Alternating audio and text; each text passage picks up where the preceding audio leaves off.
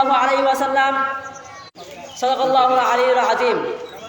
দক্ষিণ চট্টলার ঐতিহ্যবাহী দ্বীনি শিক্ষা প্রতিষ্ঠান দারুল উলুম আইনুল ইসলাম চাম্বল মাদ্রাসার আজকের এই বিশাল বার্ষিক সভার সম্মানিত সভাপতি, আমার প্রাণপ্রিয় আস্তাদ ইকরাম, সহপাঠী ছাত্র ভাইরা, দূর দূরান্ত হতে আগত প্রিয় মুসলিম উম্মাহ, অত্র এলাকার আবার বৃদ্ধ বনিতা, সকল মত পথ ও শ্রেণী পেশার জনসাধারণ, আসসালামু আলাইকুম ওয়া রাহমাতুল্লাহি ওয়া বারাকাতুহু। সম্মানিত উপস্থিতি, আমি সুন্নত নববী দাড়ি সম্পর্কে সংক্ষিপ্ত আলোচনা করার চেষ্টা করব ইনশাআল্লাহ। রাসূল সাল্লাল্লাহু আলাইহি ওয়াসাল্লাম বলেন, আন ইবনে উমর রাদিয়াল্লাহু তাআলা আনহু قال قال রাসূল সাল্লাল্লাহু আলাইহি ওয়াসাল্লাম খালিফুল মুশরিকিন আহবুশ শাওয়ারিব আউফুল লিহ।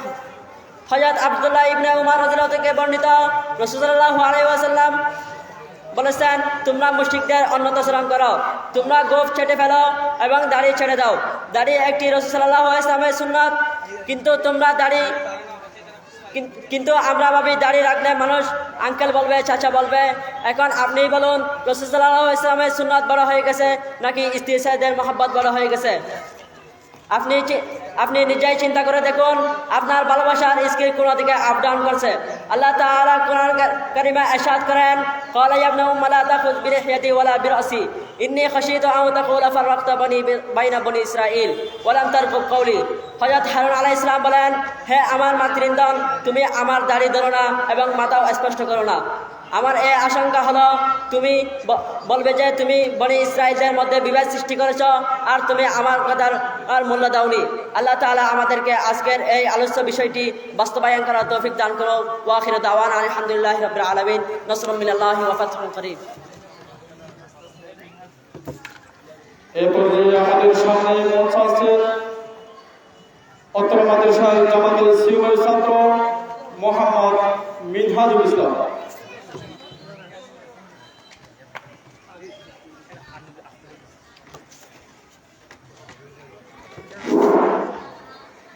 আলহামদুলিল্লাহ ওয়াসসালাতু লিআহলিহা আম্মা বা'দ ফাআউযু বিল্লাহি মিনাশ শাইতানির রাজীম বিসমিল্লাহির রহমানির রহিম ওয়া বিল ওয়ালিদাইনি ইহসানা ওয়া ক্বালা রাসূলুল্লাহ সাল্লাল্লাহু আলাইহি ওয়াসাল্লাম আল জান্নাতু তাহতাল আকদাম আল জান্নাতু তাহতা আকদামিল উম্মাহাত আও কামা ক্বালা আলাইহিস সালাতু ওয়াসসালাম। দক্ষিণ চট্টলার ঐতিহ্যবাহী দ্বীনি শিক্ষা প্রতিষ্ঠান দারুল উলুম আইনুল ইসলাম চাম্বল মাদ্রাসার আজকের এই বিশাল বার্ষিক সভার সম্মানিত সভাপতি, আমার প্রাণপ্রিয় আসাতিজা কেরাম, সহপাঠী ছাত্র ভাইয়েরা, দূর দূরান্ত হতে আগত প্রিয় মুসলিম উম্মাহ, অত্র এলাকার আবাল বৃদ্ধ বনিতা, সকল মতপথ ও শ্রেণী পেশার জনসাধারণ, আসসালামু আলাইকুম ওয়া রাহমাতুল্লাহি ওয়া বারাকাতুহু। সম্মানিত সুধী, আমার আলোচ্য বিষয় হলো ইসলামে মাতা পিতার অধিকার ও মর্যাদা। উপস্থিত আমার ভাইয়েরা, আমি আপনাদের সামনে যে আয়াত কারিমা তেলাওয়াত করছি ও যে হাদিস শরীফ পাঠ করেছি, এই আয়াত ও হাদিসে পিতামাতার প্রতি সৎ ব্যবহারের গুরুত্ব, তাদের প্রতি সন্তানের দায়িত্ব ও কর্তব্য সম্পর্কে আলোচনা করা হয়েছে। দুনিয়ায় মানুষের আগমন ও অস্তিত্ব লাভ করার মূল ওসিলার মাধ্যম হলো পিতামাতা। তাই দুনিয়ার মধ্যে মানুষের প্রতি মানুষের যত ইহসান, দয়া ও অনুগ্রহ রয়েছে, তন্মধ্যে সবচেয়ে বড় ইহসান, সবচেয়ে বড় দয়া ও অনুগ্রহ হলো সন্তানের প্রতি পিতামাতার দয়া ও অনুগ্রহ। দুনিয়ার মধ্যে যত ভালোবাসা আছে তার মধ্যে কোনো না কোনো স্বার্থ আছে, কোনো উদ্দেশ্য জড়িয়ে আছে। ভাই ভাইকে ভালোবাসে, স্বার্থ আছে। স্ত্রী স্বামীকে ভালোবাসে, স্বার্থ আছে। বোন বোনকে ভালোবাসে, স্বার্থ আছে। মানুষ একে অপরকে ভালোবাসে, স্বার্থ আছে। কিন্তু পিতামাতা সন্তানকে যে ভালোবাসেন এর মধ্যে কোনো স্বার্থ নেই। একমাত্র নিঃস্বার্থ ভালোবাসা হলো সন্তানের প্রতি পিতামাতার ভালোবাসা। এই ভালোবাসার মূল হলো অন্তরের একটা জজবা, একটা জ্বালা। আল্লাহ এমন এক আকর্ষণ পয়দা করে দিয়েছেন যার কারণে পিতামাতা নিজেরা না খেয়ে সন্তানকে খাওয়ায় তৃপ্তি পায়। সন্তানের কল্যাণে তারা তাদের আরাম আয়েশ ভোগ বিলাস সবকিছু বিসর্জন দেয়। এই কারণে আল্লাহ তাআলা পিতামাতাকে এমন মর্যাদা দান করছেন যে তার হকের পরই পিতামাতার হককে ঘোষণা করেছেন। পিতামাতার অবাধ্য সন্তানের প্রতি লানত করেছেন, তার জন্য লাঞ্ছনাকে অবধারিত করেছেন। পিতামাতার প্রতি সদ্ব্যবহার, আল্লাহ তাআলা পিতামাতার প্রতি আদব সম্মান এবং তাদের সাথে সদ্ব্যবহার করাকে নিজের ইবাদতের সাথে একত্রিত করে ফরজ করেছেন। পিতামাতার হক সম্পর্কে উক্ত আয়াতে সন্তানের প্রতি ৬টি নির্দেশ দেওয়া হয়েছে। ১ নম্বর হলো ওয়াবিল ওয়ালিদাইনি ইহসানা, অর্থাৎ পিতামাতার সাথে ইহসান করবে, অর্থাৎ অনুগ্রহ করা, সৎ ব্যবহার করা। ২ নম্বর হলো ফালা তাকুল লাহুমা উফিন, অর্থাৎ তাদেরকে উহ বলবে না। উহ বলে এমন শব্দকে বোঝানো হয়েছে যা দ্বারা বিরক্তি প্রকাশ পায়। ৩ নম্বর হলো ওয়ালা তানহারুমা, অর্থ পিতা মাতাকে ধমক দিবে না। ৪ নম্বর হলো ওয়াকুল লাহুমা কওলান কারীমা, অর্থ তাদের সাথে নম্র স্বরে কথা বলবে। ৫ নম্বর হলো ওয়াহফিজ লাহুমা জানাহাদ যুল্লি মিনার রাহমা, অর্থ পিতা মাতার জন্য নিজ নিজ পাকা নম্র সহকারে নত করে দেবে। ৬ নম্বর হলো ওয়াকুল রব্বির হামহুমা কামা রব্বায়ানি সগীরা, অর্থ বলো হে পালনকর্তা তাদের উভয়ের প্রতি রহম করো যেমন তারা শৈশবকালে আমাকে লালন পালন করেছেন। আল্লাহ তাআলা কুরআনুল কারীমে বলেছেন সন্তানের প্রতি মায়ের ইহসানকে বিশেষভাবে উল্লেখ করা হয়েছে।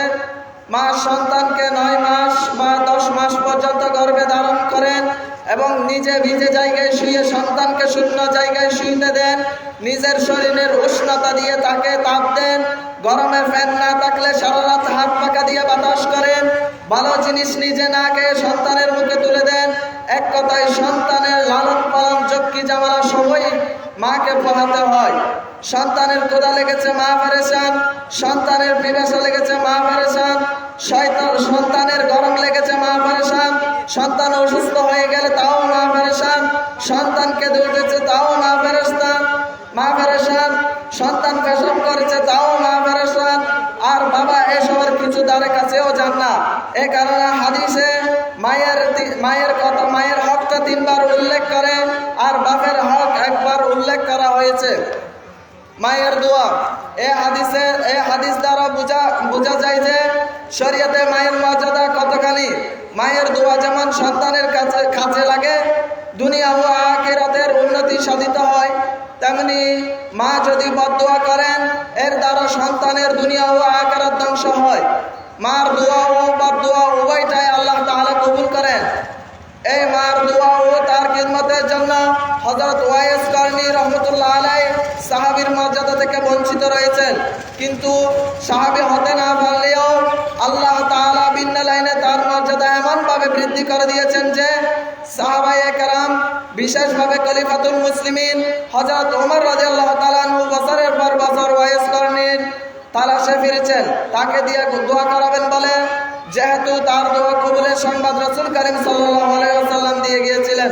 ওয়া মা আলাইনা ইল্লাল বালাগ। আসসালামু আলাইকুম ওয়া রাহমাতুল্লাহি ওয়া বারাকাতুহু। এই পর্যায়ে আমাদের সামনে মঞ্চ আছেন অত্র মাদ্রাসার জামাত হাফতুলের ছাত্র মোহাম্মদ উবাইদুল্লাহ।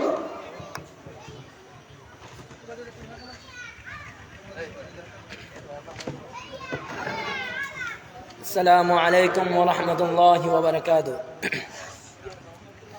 الحمد لله حمد شاكرين ولا عدوان إلا على الظالمين، والصلاة والسلام على من كان نبيا وآدم بين الماء والطين وآله وأصحابه ومن تبعهم بإحسان إلى يوم الدين. أما بعد، فأعوذ بالله من الشيطان الرجيم. بسم الله الرحمن الرحيم. قاتلوهم يعذبهم الله بأيديكم ويخزهم وينصركم عليهم ويشف صدور قوم مؤمنين. قال النبي صلى الله عليه وسلم: الجهاد ماضٍ إلى يوم القيامة. وأيضا قال عليه الصلاة والسلام: أفضل الجهاد من قال كلمة حق عند سلطان جائر. صدق الله العظيم. দক্ষিণ চট্টলার ঐতিহ্যবাহী দ্বীনি শিক্ষা প্রতিষ্ঠান চম্বল দারুল আলম আইনুল ইসলাম মাদ্রাসার আজকের এই বিশাল বার্ষিক সভার সম্মানিত সভাপতি, আমার প্রাণপ্রিয় আসাদুল ইকরাম, সহপাঠী সাথী ছাত্র ভাইরা, দূর দূরান্ত হতে আগত প্রিয় মুসলিম উম্মাহ, আসসালামু আলাইকুম ওয়া রাহমাতুল্লাহি ওয়া বারাকাতুহু। প্রিয় উপস্থিতি, রাসূল করিম সাল্লাল্লাহু আলাইহি ওয়াসাল্লামের উত্তরসূরি হিসাবে সর্বযুগে উলামায়ে কেরাম তাদের দায়িত্ব পালন তৎপর ছিলেন। দিনের যে কোনো প্রয়োজনে তারা সর্বোচ্চ কোরবানি স্বীকার করেছেন। বাতিলের কোনো কিছুই তাদের আপন কর্তব্য থেকে সামান্যতম বিচ্যুত করতে পারেননি। আমাদের এই উপমহাদেশের উলামায়ে কেরামও একত্রে পিছিয়ে ছিলেন না কোনো কালেই, বরং ইসলামের হেফাজত ও বাতিল প্রতিরোধে তাদের রয়েছে উল্লেখযোগ্য অবদান। এই পর্যায়ে আমি তা কিঞ্চিত আলোকপাত করার চেষ্টা করব ইনশাআল্লাহ। প্রিয়সুদীপ, ভারতবর্ষের মুসলিম শাসনামলে যখন মুঘল সম্রাট আকবর হিন্দিয়ানি দর্শন উপাদানে গঠিত দিনে ইলাহের নামে নিশ্চিত করে দিতে চাইল ভারতীয় উপমহাদেশের ইসলাম ও মুসলিম উম্মাকে, তখন সে দ্বারাই উত্তরাধিকারী এক মর্দে মুমিন আল্লাহর উপর ভরসা নিয়ে বলিষ্ঠ ইমানি চেতনায় এগিয়ে এলেন এবং ছিন্ন করে দিলেন তাদের সব ষড়যন্ত্রের জাল। ফলে মন গড়া দিনে ইলাহির মূলত পাঠন ঘটে এবং পুনরায় ইসলামী বিশুদ্ধ সমাজ ব্যবস্থা প্রতিষ্ঠিত হয়। এরপর কালক্রমে যখন আবারও মুসলিম সমাজ ইসলামী আদর্শ বিচ্যুত হয়ে পড়ে, তখন শাহ ওলিউল্লাহ রহমতুল্লাহ আলাইহি আরেকটি সংস্কার আন্দোলন গড়ে তোলেন। এই আন্দোলন চলমান অবস্থায় উপমহাদেশের উপর নেমে আসে আরেক বিপর্যয়ের গঙ্গটা। 1800 খ্রিস্টাব্দে বণিকবাসী বর্বর ইংরেজরা হলে বলে কৌশলে এই উপমহাদেশের স্বাধীনতা সূর্য চিনিয়ে নেয়, চোরমার করে দেয় 700 বছরের গৌরবময় মুসলিম শাসন।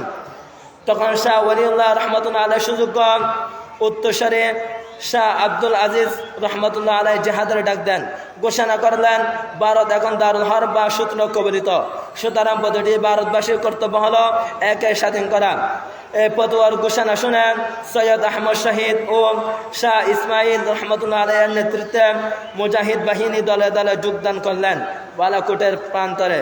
প্রথম দিকে মুজাহিদদের ব্যাপক বিজয় সাধিত হলেও শেষ দিকে ইংরেজদের হীন চক্রান্ত ও কতিপয় সর্দারের বিশ্বাসঘাতকতার ফলে তাদের পক্ষে শিক্ষক ইংরেজদের সম্মিলিত ষড়যন্ত্রের মোকাবেলা করা কঠিন হয়ে পড়ে। অবশেষে 1831 সালে 6 মে মোতাবেক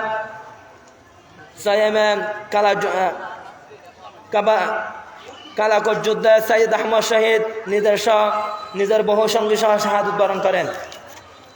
প্রিয় বন্ধুগণ, বাংলার হাজী শরীয়তুল্লাহ ও মাওলানা সৈয়দ নিসার আলী ওরফে তিতুমির ছিলেন। সে দ্বারাই মুজাহিদ বালাকোট যুদ্ধের ওই বছর বাংলায় নারিকেল বাড়িয়ার যুদ্ধে তিতুমির শাহাদত বরণ করেন। বালাকোট যুদ্ধের পর আলেম স্বাধীনতা সংগ্রাম মুক্তিযুদ্ধ থেমে যায়নি, বরং ধারাবাহিকভাবে চালু ছিল। কেননা বালাকোটের যুদ্ধ গোটা ভারতের স্বাধীনতা এক অবতরিত চেতনা বিলাতে সক্ষম হয়। বলতে গেলে তারপর শুরু হয় স্বাধীনতা যুদ্ধের দ্বিতীয় পর্ব। এগিয়ে আসেন শাহ ইসহাক শাহ আব্দুল গনি, হযরত মাওলানা মামলুক আলী হাজি ইমদাদুল্লাহ মুহাজির মক্কি, মাওলানা এনায়েত আলী, মাওলানা বেলায়েত আলী, মাওলানা জাফর তানুশারী, মাওলানা কাসেম নানুতবি, মাওলানা আব্দুর রশিদ আহমদ গঙ্গোই রহমতুল্লাহ আলাইহি এর মতো আত্মত্যাগী মুজাহিদবৃন্দ। তাদের নিবন্তর প্রচেষ্টার বলে সারা দেশের আনাচে কানাচে ইংরেজদের দুঃশাসনের বিরুদ্ধে গণজাগরণ সৃষ্টি হয়। ফলে সারা দেশের আলেম ওলামা, সেনাবাহিনী ও সর্বস্তরের স্বাধীনতা কর্মী মানুষ একত্র হয়ে ইংরেজদের বিরুদ্ধে যুদ্ধ ঝাঁপিয়ে পড়ে। 1857 সালে যা চরম বিদ্রোহের রূপ ধারণ করে। কিন্তু ইংরেজদের বিশেষ সৈন্যবাহিনী আত্মধুনিক মারণাস্ত্র ও দেশীয় বিশ্বাসঘাতকদের গাদ্দারির কারণে এই অভ্যুত্থান আপাতত ব্যর্থ হয়ে যায়। ক্রমান্বয়ে সব এলাকায় ইংরেজদের দখলে চলে যায়। ইংরেজদের নিকট একথা দিবালোকের মতো স্পষ্ট ছিল যে মূলত আলেম সমাজই মুসলমানদের শান্তি ও প্রেরণা মূল উৎস এবং ইংরেজ বিরোধী চেতনা ছড়ানোর ক্ষেত্রে তারা অগ্রণী ভূমিকা পালন করেছেন। ফলে তারা আলেমদের উপর মূল হর্ষক নির্যাতন শুরু করেন। প্রায় 1.5 লক্ষের চেয়ে বেশি আলেম ওলামাকে ফাঁসি দিয়ে হত্যা করা হয়। শেরশাহী গ্র্যান্ড ট্রাক রাস্তার কোনো একটি ব্রেক বাকি ছিল না যেখানে শহীদদের লাশ জ্বলিয়ে রাখা হয়নি।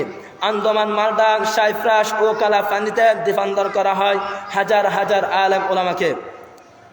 ঘরবাড়ি আগুন জ্বালিয়ে দেওয়া হয়, ধ্বংস করা হয় কোরআন হাদিস তথা ইসলামী শিক্ষার কেন্দ্র মাদ্রাসা সমূহকে। চারদিকে তখন ভীষণ দুর্দিন চরম হতাশায় মুহ্যমান হয়ে পড়ে ইসলামী প্রিয় জনতা। সে কঠিন দুর্যোগময় মুহূর্তে এগিয়ে এলেন ওলিউল্লাহ চিন্তাধারার মূর্ত প্রতীক হুজ্জাতুল ইসলাম হযরত কাসেম নানুতুবি রহমতুল্লাহ আলাই, ফকিহ উম্মত হযরত মাওলানা রশিদ আহমদ গঙ্গোহী রহমতুল্লাহ আলাই ও তাদের সহযোদ্ধারা। গভীর চিন্তা ভাবনার পর নববী তালিম ও শিক্ষার আলোকে ইসলামী পুনর্জাগরণ এবং সংস্কারের এক সার্বিক কার্যক্রম কর্মসূচি গ্রহণ করলেন তারা। এর প্রেক্ষিতে 1866 খ্রিস্টাব্দের 30 মে মোতাবেক 15 মুহররম 1283 হিজরি সনে ভারতের উত্তর প্রদেশস্থ সাহারানপুর জেলার দেওবন্দ বস্তিতে ঐতিহাসিক ডালিম বৃক্ষের নিচে প্রতিষ্ঠিত হয় ঐতিহাসিক এক ইসলামী প্রতিষ্ঠান যার নাম দারুল উলুম দেওবন্দ। প্রিয় উপস্থিতি, পরিশেষে বলতে চাই, আমরা সে উলামায়ে দেওবন্দের গর্বিত উত্তরসূরি, আমাদেরও হতে হবে তাদের মতো। এই আহ্বান থেকে আমার বক্তব্য শেষ করলাম। নাসরুম মিনাল্লাহি ওয়া ফাতহুন করিব ওয়া আখিরু দাওয়ানা আলহামদুলিল্লাহি রাব্বিল আলামিন। এই পর্যায়ে আমাদের সামনে মঞ্চ আছেন অত্র মাদ্রাসার জামাতে ইসলামীর ছাত্র মোহাম্মদ হুমায়ুন মারি।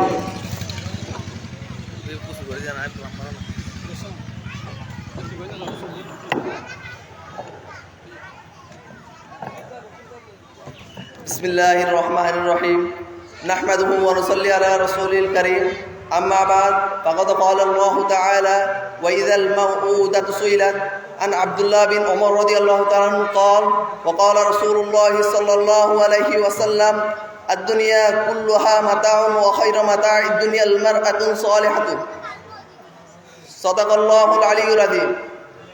দক্ষিণ চট্টলার ঐতিহ্যবাহী দ্বীনি শিক্ষা প্রতিষ্ঠান সম্বল দারুল উলুম আইনুল ইসলাম মাদ্রাসার বার্ষিক সভার সম্মানিত সভাপতি, আমার প্রাণপ্রিয় শিক্ষক মণ্ডলী ও মঞ্চে উপস্থিত ছাত্র ভাইয়েরা, অত্র এলাকার জনসাধারণ, সবাইকে জানাই আন্তরিক শুভেচ্ছা ও অভিনন্দন। সম্মানিত সুধী, আমি আজ আপনাদেরকে ইসলামে নারীর অধিকার ও মর্যাদা সম্পর্কে কিঞ্চিত আলোচনার চেষ্টা করব ইনশাআল্লাহ। বিশ্বভুবন যখন জাহেলি আধারে আচ্ছন্ন, অশান্ত, চারদিকে হাহাকার, আর এই হাহাকার বাতিল শয়তানিয়তের দুর্দান্ত ডাবলে পৃথিবী মুহ্যমান, ভয়ঙ্কর নারী জাতির অবস্থান, অথচ মহান সৃষ্টিকর্তার রহস্যময় সৃষ্টি দ্বারা সুসজ্জিত এই নিখিল বসুন্ধরা, আর এই দ্বারাকে আল্লাহ তাআলা সুশোভিত করেছেন সৃষ্টি দ্বারা, আর মানুষকে সর্বোত্তম জাতি হিসেবে ঘোষণা দিয়েছেন। মানব জাতিকে নরনারী দুই শ্রেণীতে বিভক্ত করেছেন। এই বিভক্তি সত্ত্বেও নৈতিকতার দিক থেকে উভয়ের মাঝে কোনো বিভেদ রাখেননি। এই মর্মে ইরশাদ করেন, হুন্না লিবাসুল লাকুম ওয়া আনতুম লিবাসুল লাহুম, তারা তোমাদের পোশাক স্বরূপ আর তোমরা তাদের পোশাক স্বরূপ। অতএব সম্মান ও মর্যাদার দিক থেকে নারী ও পুরুষের মধ্যে মানুষ হিসেবে কোনো বিভেদ নাই। কিন্তু অত্যন্ত পরিতাপের বিষয় যে ইসলাম নারীকে সম্মান, মর্যাদা, স্বাধীনতা ও অধিকারের সুউচ্চ আসনে স্থান দিয়েছে, অধুনা বিশ্বের নারীরা সে ইসলামকে নিজেদের অধিকার আদায়ের অন্তরায় মনে করছে। ইসলামের প্রতি বিদ্যাঙ্গুলি দেখিয়ে রাস্তায় নেমেছে। অধিকার আদায়ের আন্দোলনে তারা আজ ভলকাহীন ঘোড়ার মতো যেখানে সেখানে নিজ খুশি মতো ঘুরে বেড়াচ্ছে। লাজ লজ্জায় মাথায় পদাঘাত করে তারা বের হয়ে এসেছে রাস্তায়। হোটেল, রেস্তোরাঁ আর হাটবাজারে স্বামীর চোখে দোলা দিয়ে ধর্মের বিধান লঙ্ঘন করে, পিতামাতার স্নেহমায়া পরিত্যাগ করে, বখাটে যুবকদের হাতে হাত রেখে অবাধা চলাফেরা করে যাচ্ছে। এটাই কি নারীর স্বাধীনতা? অথচ এতে নারীরা তাদের স্বাধীনতা লাভ তো দূরের কথা, বরং তারা তাদের স্বাধীনতা নামে মান সম্মান সবাই হারাচ্ছে, লাঞ্ছিত বঞ্চিত হচ্ছে। প্রতিনিয়ত এই পরিস্থিতিতে আমাদের সামনে প্রশ্ন দেখা দিয়েছে, কেন আজ নারীরা অধিকার বঞ্চিত, লাঞ্ছিত, নির্যাতিত? প্রিয় সুধী, জাহেলি অন্ধকার যুগে যে নারীকে ঘৃণা ভরে কবরস্থ করা হতো, জীবিত কবরস্থ করা হতো, সেই নারীকে ইসলাম শুধু বাঁচার অধিকার দিয়ে ক্ষান্ত হয়নি, বরং করেছে তাকে মানব জাতির সর্বশ্রেষ্ঠ আসনে অধিষ্ঠিত করেছে, অতুলনীয় ভূষণে ভূষিত। নারী জন্মের সূচনা লগ্ন হতে তার জীবন যবনিকা পর্যন্ত প্রতিটি পর্বেই ইসলাম তাকে অধিকার দিয়েছে। মহান আল্লাহ তাআলা ইরশাদ করেন, ইয়াহাবু লিমান ইয়াশাউ ইনাতান ওয়া ইয়াহাবু লিমান ইয়াশাউ যুকুর। উক্ত আয়াতে আল্লাহ তাআলা কন্যা সন্তানের কথা পূর্বেই বলেছেন। মহানবী সাল্লাল্লাহু আলাইহি ওয়াসাল্লাম বলেন, যার প্রথম সন্তান কন্যা সে সীমাহীন বরকতের অধিকারী। নবীজি সাল্লাল্লাহু আলাইহি ওয়াসাল্লাম আরও বলেন, যে ব্যক্তি তার স্ত্রীর নিকট প্রিয় সে আল্লাহর নিকট প্রিয়। নারীর কথা বর্ণনা করতে গিয়ে হযরত মুআবিয়া রাদিয়াল্লাহু তাআলা আনহু বলেন, আমি রাসূলুল্লাহ সাল্লাল্লাহু আলাইহি ওয়াসাল্লাম থেকে জিজ্ঞেস করলাম, হে আল্লাহর রাসূল, স্বামীর উপর স্ত্রীর কী কী অধিকার আছে? উত্তরে তিনি বললেন, তার অধিকার হলো যখন তুমি খাবে তখন তাকেও খাওয়াবে, যখন তুমি যে মানের পোশাক পরিধান করবে তাকেও সেই মানের পোশাক পরিধান করাবে, তার মুখমণ্ডল আঘাত করবে না, অশ্লীল ভাষায় তাকে গালি দিবে না, গৃহ ব্যতীত অন্য কোথাও তার সঙ্গ ত্যাগ করবে না। ইসলাম নারীকে অনন্য অধিকারের সাথে সম্পত্তির অধিকার প্রদান করেছে। এই মর্মে আল কুরআন কারিমে ইরশাদ করেন, ইউসিকুমুল্লাহু ফি আওলাদিকুম লিয-যাকারি মিসলু হাযযিল উনসায়াইন। আল্লাহ তোমাদেরকে নিশ্চিত তাগিদে হুকুম দিচ্ছেন যে তোমাদের ছেলে সন্তানদের জন্য দুই মেয়ের সমান অংশ নির্ধারিত। প্রিয় সুধী, ইসলাম নারীকে নিজ বাসস্থান ও জীবিকা নির্বাহের দায়িত্ব ছাপিয়ে দেয়নি নিজ সন্তানের লালন পালনের বয়বার বহনের গুরু দায়িত্ব। অথচ সম্মান ও অধিকার প্রবক্তাদের দাবি অনুযায়ী এইসব দায়িত্ব তাদের নিজেদের উপরে বর্তমান যুক্তিযুক্ত ছিল। কিন্তু ইসলাম নারীকে এইসব কঠিন দায়িত্ব থেকে পরিত্রাস দিয়ে নারীর প্রতি যে দয়া করেছেন পৃথিবীর অন্য কোনো ধর্ম তা পারেনি। অথচ পুরুষকে তার স্ত্রী পুত্র পরিজনের ভয়বার বহনের জন্য মাথার ঘাম পেয়ে ফেলতে হয়, কতই না কঠিন পরিশ্রম করতে হয়। মানব জীবনের কঠিন দায়িত্ব ইসলাম নারীকে দেয়নি, কারণ নারী হলো কোমল ফুলের সৌন্দর্যের আধার, তাই নারীর উপর দুরূহ বোঝা চাপানো হয়নি। প্রিয় বন্ধুরা আমার, উল্লেখিত আলোচনা দ্বারা কুরআন ও হাদিসের আলোকে এই কথা স্পষ্ট হয়ে ওঠে যে ইসলাম নারীর সঠিক ও নিয়ে সংকট অধিকার প্রতিষ্ঠা করেছে। নারীর সঠিক অধিকার প্রতিষ্ঠায় ইসলামের কোনো বিকল্প নেই। কিন্তু তথাকথিত প্রগতিশীল নারীরা ইসলামের এই অসাধারণ নারী মূল্যায়নকে তুচ্ছ মনে করছে। তাই আসুন গন্তব্যহীন ধ্বংসের দিক থেকে চলমান এই নারী সমাজকে ধ্বংসের হাত থেকে রক্ষা করার জন্য ঐক্যবদ্ধভাবে এগিয়ে আসি, তাদের সঠিক বুঝদান করার চেষ্টা করি। আল্লাহ আমাদের সহায় হোক, আমিন। আসসালামু আলাইকুম ওয়া রাহমাতুল্লাহি ওয়া বারাকাতুহু।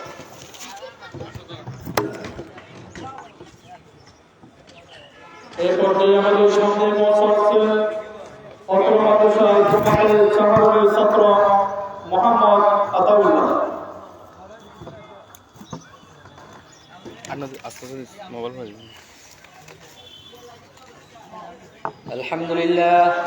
الحمد لله حمد الشاكرين، ونؤمن به إيمان الموقنين، ونقر بوحدانيته قرار الصادقين. صلى الله عليه وعلى جميع النبيين وعلى آله الطيبين وأصحابه الطاهرين. أما بعد، فقد قال الله تعالى في كلامه المجيد وفرقانه الحميد: أعوذ بالله من الشيطان الرجيم، بسم الله الرحمن الرحيم. لقد كان لكم في رسول الله أسوة حسنة لمن كان يرجو الله واليوم الآخر وذكر الله كثيرا. وقال عليه الصلاة والسلام عن عثمان عن النبي صلى الله عليه وسلم قال: خيركم من تعلم القرآن وعلمه. দক্ষিণ চট্টগ্রাম ঐতিহ্যবাহী দ্বীনি শিক্ষা প্রতিষ্ঠান দারুল উলুম আল ইসলাম চাম্বল মাদ্রাসা আজকের এই বিশাল বার্ষিক সভার সম্মানিত সভাপতি, আমার প্রাণপ্রিয় আসাতিজায়ে কেরাম, সহপাঠী ছাত্র ভাইরা, দূর দূরান্ত হতে আগত প্রিয় মুসলিম উম্মাহ, অত্র এলাকার আবাল বৃদ্ধ বনিতা, সকল মত পদ ও শ্রেণী পেশার জনসাধারণ, আসসালামু আলাইকুম ওয়া রাহমাতুল্লাহি ওয়া বারাকাতুহু। আজকের এই সালানা জলসার আমার বিষয়বস্তু নির্ধারণ করা হয়েছে কোই মাদ্রাসার সংক্ষিপ্ত পরিচয় সম্পর্কে, তাই এই বিষয়ে কিঞ্চিত আলোকপাত করার চেষ্টা করব ইনশাআল্লাহ। সম্মানিত উপস্থিতি, কওমি মাদ্রাসার অর্থ কওম অর্থ জাতি, ইংরেজিতে বলা হয় নেশন। মাদ্রাসা আরবি শব্দ অর্থ হলো বিদ্যালয়, ইংরেজিতে বলা হয় ইনস্টিটিউশন। কওমি মাদ্রাসার অর্থ হলো ইনস্টিটিউশন অফ দ্য নেশন, অর্থাৎ জাতির প্রতিষ্ঠান। গণতন্ত্রের নেতা আব্রাহাম লিঙ্কনকে জিজ্ঞেস করা হলো, হোয়াট ইজ ডেমোক্রেসি? গণতন্ত্র কি? আব্রাহাম লিঙ্কন বলেন, the government of the people, by the people, for the people. জনগণের সরকার, জনগণের ভোটে, জনগণের কল্যাণের জন্য, এটার নামই গণতন্ত্র। মুহতারাম হাজিরিন, কওমি মাদ্রাসা আব্রাহাম লিঙ্কনের ভাষায় যদি বোঝায়, institution of the nation, by the nation, for the nation. জনগণের প্রতিষ্ঠান, জনগণের সাহায্যে পরিচালিত, জনগণের কল্যাণের জন্য। আমাদের কওমি মাদ্রাসার বৃত্তি হলো 4টি। 1 নম্বর তৌহিদে খালেস, অর্থাৎ নিখাত একত্ববাদ। দেয়ালের নাম মাদ্রাসা নয়, ব্যাংকের দেয়াল তো আরও সুন্দর। ছাত্রের নাম মাদ্রাসা নয়, ছাত্র তো ভার্সিটিতেও আছে। শিক্ষকের নাম মাদ্রাসা নয়, শিক্ষক তো কলেজেও আছে। মাদ্রাসা হলো তৌহিদে খালেস, অর্থাৎ নিখাত একাত্মবাদের নাম, যেখানে কোনো শিরিক নেই। 2 নম্বর ইত্তেবায়ে সুন্নত, অর্থাৎ সুন্নত মতো চলা।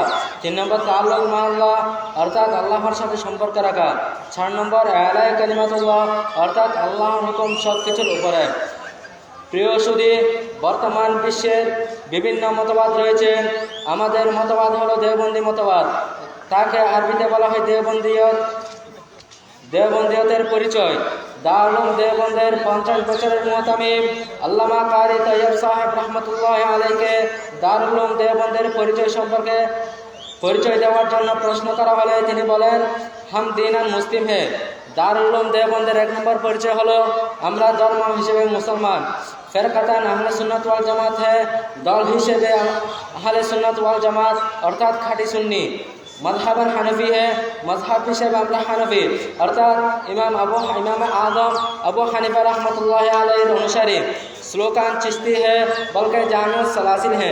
মারিফতের লাইনে আমরা খাজা মঈনুদ্দিন চিশতি রহমতুল্লাহ আলাইহিকে অনুসরণ করি। ফিকরান ওয়ালিউল্লাহ মুহাদ্দিসে দেহলভী হে, আমাদের চিন্তাধারা হলো শাহ ওয়ালিউল্লাহ মুহাদ্দিসে দেহলভী রহমতুল্লাহ আলাইহির চিন্তাধারা, যিনি আমাদের দেশে হাদিসের শিক্ষা চালু করে গেছেন।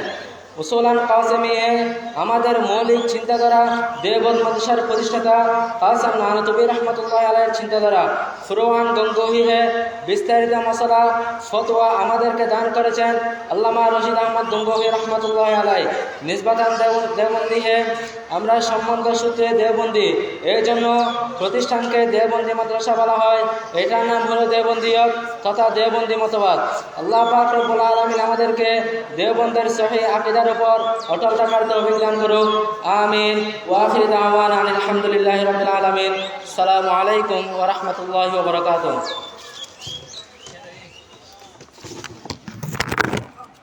এই পর্যায়ে আমাদের সামনে মঞ্চে আছেন অত্র মাদ্রাসার জামাতের পঞ্চমের ছাত্র মোহাম্মদ হুমায়ুন কবির। السلام عليكم ورحمة الله وبركاته. الحمد لله والصلاة لله أما بعد فأعوذ بالله من الشيطان الرجيم بسم الله الرحمن الرحيم. وقال الله تعالى وقال ربكم ادعوني أستجب لكم إن الذين يستكبرون عن عبادتي سيدخلون جهنم داخرين. وقال النبي صلى الله عليه وسلم لا يدخل الجنة من كان في قلبه مثقال ذرة من كبر ও কামা ক্বালা আলাইহিস সালাতু ওয়াস সালাম।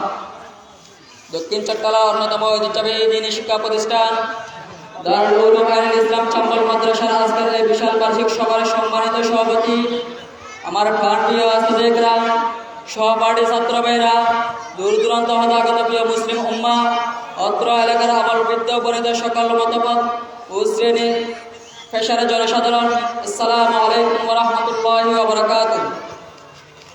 সম্মানিত সুধী, আজকের আমার আলোচ্য বিষয় হলো অহংকার ব্যক্তি যে কারণে বড় গুনাহগার।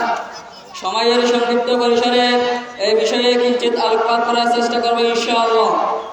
সম্মানিত হাজিরিন, কোরআন সুন্নাহের বর্ণনায় অহংকার অনেক বড় গুনাহ। অহংকারের মাধ্যমে সংগঠিত হয়েছিল দুনিয়ার প্রথম পাপ। শয়তানের অনুসরণে যে বা যারা অহংকার করবে তারাও বড় গুনাহগার, যা আল্লাহ তাআলা সহ্য করেন না।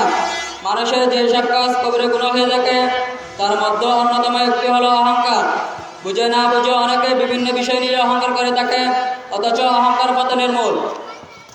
আল্লাহ তাআলা সব ফেরেশতাকে নির্দেশ দিয়েছিলেন যে তোমরা হযরত আদম আলাইহিস সালামকে সিজদা করো। সব ফেরেশতা সিজদা করলো, অহংকার বশত ইবলিস তা অস্বীকার করেছিল এবং অমান্য করেছিল, আর সেটাই ছিল দুনিয়ার প্রথম পাপ। সেই জন্য ইসলামে অহংকার সবচেয়ে বড় গুনাহের একটি। কোরআন সুন্নাহর একাধিক স্থানে বড় বড় গুনাহের কথা উল্লেখিত হয়েছে, তুলে ধরা হয়েছে অহংকারের ক্ষতি ও শাস্তি। মানুষ যাতে অহংকারের মতো জঘন্য গুনাহ থেকে নিজেদের মুক্ত রাখতে পারে, তাই কোরআন সুন্নাহর বর্ণিত অহংকার সম্পর্কিত আয়াত ও হাদিস বিশুদ্ধ তথ্যগুলো তুলে ধরা হলো, যেখানে রয়েছে অহংকারের কঠোর পরিণাম ও শাস্তির বর্ণনা। আল্লাহ তাআলা বলেন, وَقَالَ رَبُّكُمُ ادْعُونِي أَسْتَجِبْ لَكُمْ إِنَّ الَّذِينَ يَسْتَكْبِرُونَ عَنْ عِبَادَتِي سَيَدْخُلُونَ جَهَنَّمَ دَاخِرِينَ। তোমাদের পালনকর্তা বলেন, তোমরা আমাকে ডাকো, আমি তোমাদের ডাকে সাড়া দেব। যারা আমার ইবাদত নিয়ে অহংকার করে তারা শীঘ্রই লজ্জিত হয়ে জাহান্নামে প্রবেশ করবে। وقال رسول الله صلى الله عليه وسلم لا يدخل الجنة من كان في قلبه مثقال ذرة من كبر। যার হৃদয়ে অহংকারের একটি সরিষার দানার পরিমাণও থাকবে, সে জান্নাতে প্রবেশ করবে না।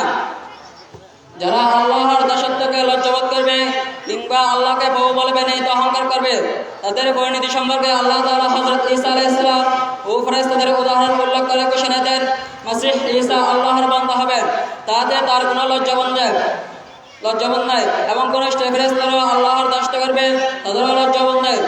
সুতরাং যারা আল্লাহর দাসত্ববোধকে লজ্জাবোধ করবে এবং অহংকার করবে, তিনি তাদের সবাইকে পরকালে নিজের কাছে সমবেত করবেন।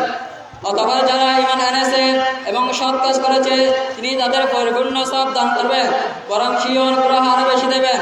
পক্ষান্তরে যারা লজ্জাবোধ করেছে এবং অহংকার করেছে, তিনি তাদেরকে দেবেন বেদনাদায়ক শাস্তি।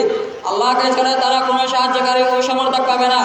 অহংকার বশত আল্লাহর নির্দেশ অমান্য করে তবে সেই ব্যক্তি অস্বীকারী হিসেবে সাব্যস্ত হবে, যেমনিভাবে ইবলিস আল্লাহর দরবার থেকে বিতাড়িত হয়েছিল। আল্লাহ পাক সেই কথা উল্লেখ করে বলেন, এবং যখন আমি হযরত আদম আলাইহিস সালামকে সিজদা করার জন্য ফেরেশতাদেরকে নির্দেশ দিলাম, তখন ইবলিস ব্যতীত সবাই সিজদা করলো। সেই নির্দেশ পালন করতে অস্বীকার এবং অহংকার প্রদর্শন করলে ফলে সেই কাফেরদের অন্তর্ভুক্ত হয়ে গেল। নবীজি সাল্লাল্লাহু আলাইহি ওয়াসাল্লাম অহংকারীদের ব্যাপারে মুমিন বান্দাকে সতর্ক করেছেন। তিনি তার উম্মতকে হুঁশিয়ার করে দিয়ে জানিয়েছেন কারা হবে জাহান্নামী। হাদিসে পাকে এসেছেন, হযরত হারিসা ইবনে ওয়াহাব কুসাই রাদিয়াল্লাহু তাআলা বর্ণনা করেন, নবীজি সাল্লাল্লাহু আলাইহি ওয়াসাল্লাম ইরশাদ করেছেন, আমি কি তোমাদের জান্নাতীদের সম্পর্কে জানবো না? তারা হলো ওইসব লোক যারা অসহায় এবং যাদের তুচ্ছ মনে করা হয়। তারা যদি আল্লাহর নামে শপথ করে তাহলে তাকে নিশ্চয়ই পুরো করে দেয়। আমি কি তোমাদের জাহান্নামীদের সম্পর্কে জানবো না? তারা হলো কর্কশের অধিকারী, শক্ত হৃদয়ের অধিকারী, অহংকারী, বহারী। মহান আল্লাহ তাআলা আমাদেরকে অহংকার মুক্ত জীবন গড়ার তৌফিক দান করুন। আমিন আমিন। নসরুল্লাহি ওয়া ফাতহুন করিম। এই পর্যায়ে আমাদের সামনে মঞ্চে আছেন অত্র মাদ্রাসার নায়েব মুহতামিমের সুযোগ্য সাহেবজাদা মোহাম্মদ জবিনুর রহমান জকি।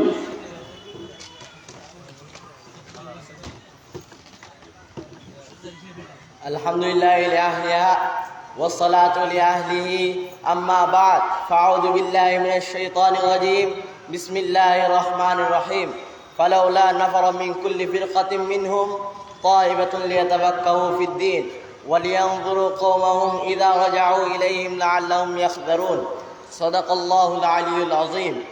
দক্ষিণ চট্টলার ঐতিহ্যবাহী দ্বীনি শিক্ষা প্রতিষ্ঠান দারুল উলুম আইনুল ইসলাম সম্বল বড় মাদ্রাসার আজকের ৭১তম বার্ষিক সভার সম্মানিত সভাপতি, দক্ষ উপস্থাপক ও ধর্মপ্রাণ তৌহিদি জনতা এবং দাদির খান্ডারি উলামায়ে কেরাম ও আমার প্রাণপ্রিয় সাথী ভাইয়েরা, আসসালামু আলাইকুম ওয়া রাহমাতুল্লাহি ওয়া বারাকাতুহু।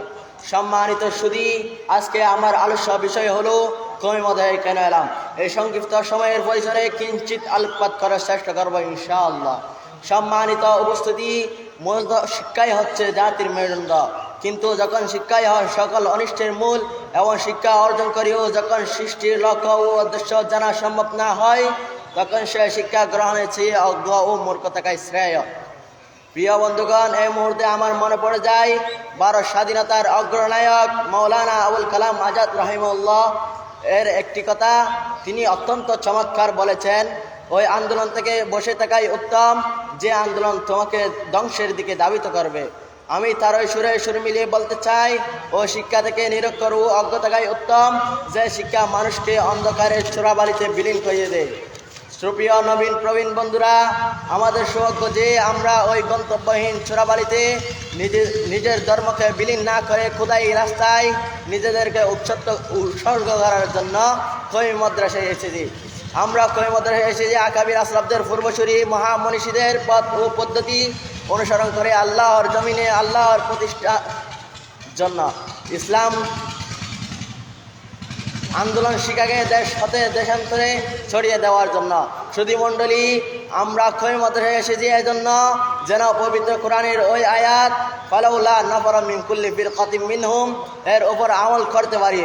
সর্বোপরি দাওয়াত, তালিম, তাবিয়াত, তাজকিয়া, সিয়াসত, তাসনিফ, তালিম ও সর্বাত্মক জিহাদের প্রস্তুতি নেওয়ার মধ্যে মানুষ হিসাবে গড়ে তোলার জন্য। আর এর জন্য সর্বাগ্রে আমাদের নিয়ত পরিশুদ্ধ করতে হবে। ইলম অর্জন তথা আমাদের উদ্দেশ্য সবলের জন্য দিবারাত্র 24 ঘন্টা সময়কে কাজে লাগাতে হবে। পূর্বসূরি উলামায়ে কেরামদের নীতি আদর্শ মোতাবেক ইলমের জন্য সর্বোচ্চ কুরবানি স্বীকার করতে হবে। আমি পরিশেষে দীর্ঘহীন কণ্ঠে বলতে চাই, শুধু বক্তৃতা নয়, সেমিনার নয়, দারুল উলুম দেওবন্দের যে নীতি ও আদর্শ রয়েছে সেগুলো ব্যক্তি, পরিবার, রাষ্ট্র তথা আন্তরিক পর্যায়ে প্রতিষ্ঠার জন্য আমাদের সোচ্চার হতে হবে। তাহলে আজকের আলোচনা সার্থক হবে। নাসরুম মিনাল্লাহি ওয়া ফাতহুন করিব। এরপর দিয়ে আমাদের সামনে মঞ্চ আছে অত্র মাদ্রাসার জামাতে হাফিজের ছাত্র হাফেজ মোহাম্মদ আব্দুল করিম।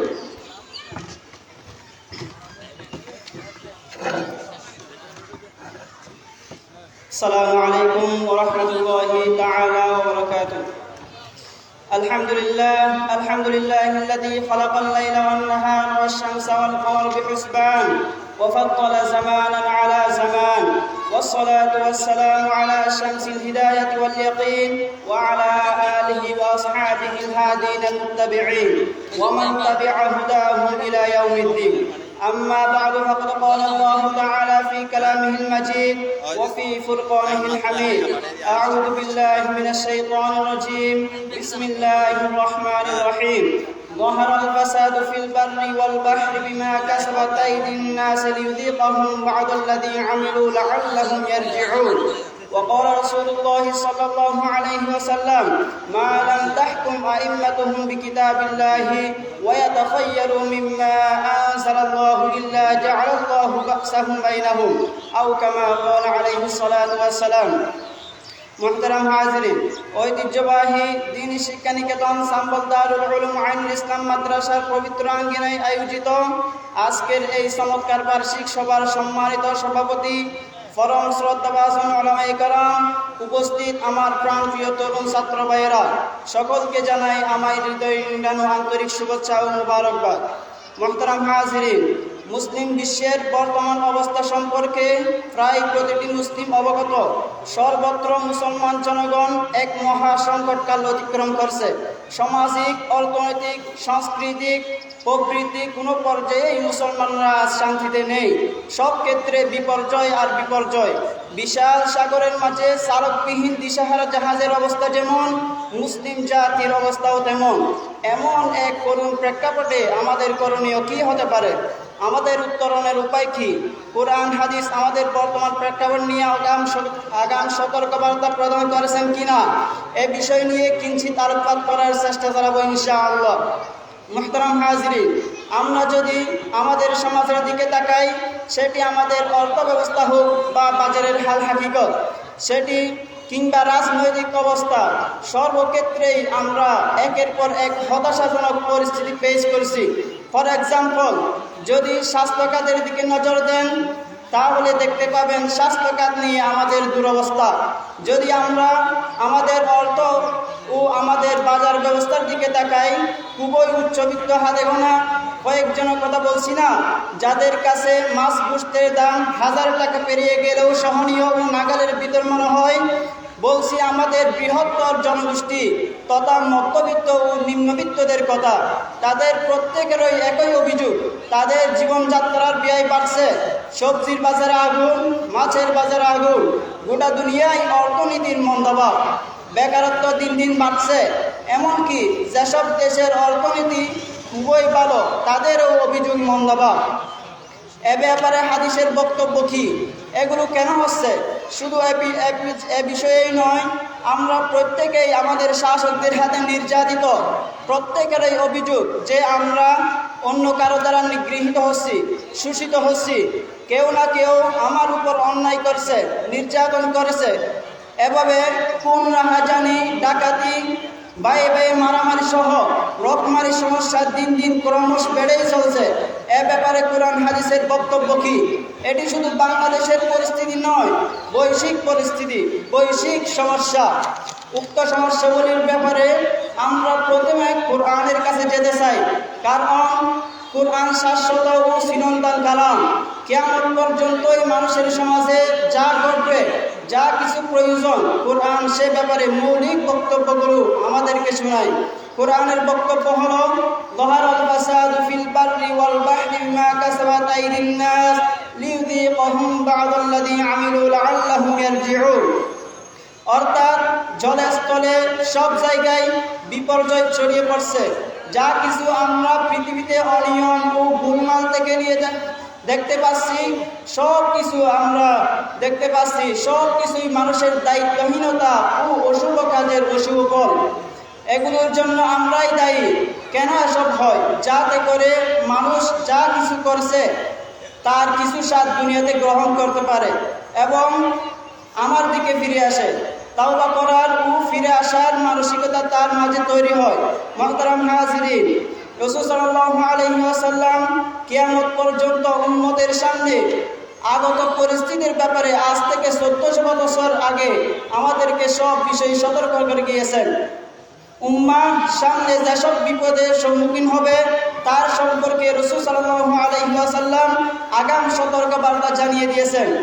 রাসূল সাল্লাল্লাহু আলাইহি ওয়াসাল্লাম ইরশাদ করেন, হে উম্মাহ, 5টি বিষয়ের মধ্য থেকে কোনো এক বিষয়ে যদি তোমরা আক্রান্ত হও এবং এই পরিস্থিতির সম্মুখীন হও, তাহলে তোমাদের এই বিপর্যয় আসবে। 1 নাম্বার, যখন কোনো জাতির মধ্যে প্রকাশ্যে অশ্লীলতা ছড়িয়ে পড়ে, তখন সেখানে মহামারী আকারে প্লেগ রোগের প্রাদুর্ভাব হয়। তাছাড়া এমন সব ব্যাধির উদ্ভব হয় যা পূর্ব লোকের মাঝে কখনো দেখা যায়নি। 2 নাম্বার, যখন কোনো জাতি ওজন ও পরিমাপে কারচুপি করে, তখন তাদের উপর নেমে আসে দুর্ভিক্ষ, কঠিন খাদ্য সংকট ও শ্বাসপুষ্টির অত্যাচার। 3 নাম্বার, যখন যাকাত আদায় করে না, তখন আসমান থেকে বৃষ্টি বর্ষণ বন্ধ করে দেয়। 4 নাম্বার, যখন কোনো জাতি আল্লাহ ও তার রাসূল সাল্লাল্লাহু আলাইহি ওয়াসাল্লামের অঙ্গীকার ভঙ্গ করে, তখন আল্লাহ তাদের উপর তাদের বিজাতীয় দুশমনের ক্ষমতাসীন করে এবং সে তাদের সহায় সম্পদ সব কিছু কেড়ে নেয়।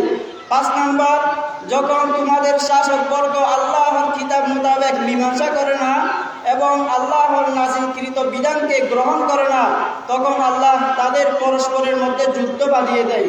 মুহতারাম হাজিরিন, রাসূল সাল্লাল্লাহু আলাইহি ওয়াসাল্লাম বলেন, যখন কোনো জনপদে, কোনো রাষ্ট্রে, কোনো জনগোষ্ঠী, কোনো দেশে বা কোনো সমাজে যদি অশ্লীলতা, নগ্নতা ও বেহায়াপনা, নির্লজ্জতা, দর্শন ও কুরুচিপূর্ণ কাজ ছড়িয়ে পড়ে সমাজে বিস্তার লাভ করে, তাহলে তাদেরকে এটার মাসুল দিতে হবে, অর্থাৎ আমাদের সেটা ভোগ করতে হবে। মুহতারাম হাজিরিন, উত্তরণের উপায় আপনারা বুঝতেই পেরেছেন। যত সমস্যা, যত অপরাধ, হয় ব্যক্তি, হয় সামাজিক অথবা রাষ্ট্রীয়, যে জায়গায় যে অপরাধই করছি সে অপরাধ বন্ধ হলেই আমরা আল্লাহর কর্তৃক আযাবের মাসুল আমাদের দিতে হবে না। কাজেই আমাদের সবাইকে আজ শপথ করতে হবে যে সর্বক্ষেত্রে আমাকে কোরআন সুন্নাহ ফলো করতে হবে। আমরা ব্যক্তি জীবনে কোরআন সুন্নাহ আছে কিনা, আমার পরিবারে কোরআন সুন্নাহ আছে কিনা, আমার ব্যবসা প্রতিষ্ঠানে কোরআন সুন্নাহ আছে কিনা, এটি যাচাই করতে হবে। আসুন তাহলে আমরা আমাদের যা সমস্যা তা সংশোধন করে কোরআন হাদিসের আলোকে নিজের জীবনকে গড়ে তোলার ও জীবনের বাগানকে সাজিয়ে তোলার চেষ্টা করি। আল্লাহ পাক আমাদেরকে এসাড়া ফাটা দুই একটি কথার উপর আমল করার তৌফিক দান করুন। ওয়া আখিরু দাওয়ানা আলহামদুলিল্লাহি রাব্বিল আলামিন। ওয়াসসালামু আলাইকুম ওয়া রাহমাতুল্লাহি ওয়া বারাকাতুহু।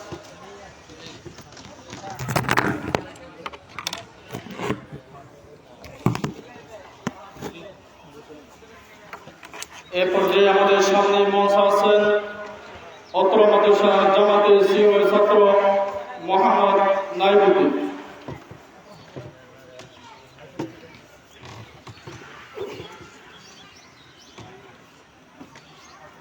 إن الحمد لله أما بعد فأعوذ بالله من الشيطان الرجيم بسم الله الرحمن الرحيم قال الله تعالى يا أيها الذين آمنوا لا ترفعوا أصواتكم فوق صوت النبي ولا تجهروا بالقول صدق الله مولانا العظيم وقال رسول الله صلى الله عليه وسلم العلماء ورثة الأنبياء أو كما قال النبي عليه الصلاة والسلام দক্ষিণ চট্টলার ঐতিহ্যবাহী দ্বীনি শিক্ষা বিদ্যাপীঠ দারুল উলুম আইনুল ইসলাম চাম্বল বড় মাদ্রাসা কর্তৃক আয়োজিত আজকের 71তম বার্ষিক জলসার মহামান্য সভাপতি, আজকের জলসার আমন্ত্রিত অতিথিবৃন্দ ও আমার মাতার তাজ আসাতিজে কেরাম, সহপাঠী ছাত্র ভাইরা ও গ্রাম বাংলার বিভিন্ন গ্রাম থেকে আগত প্রিয় মুসলিম উম্মাহ এবং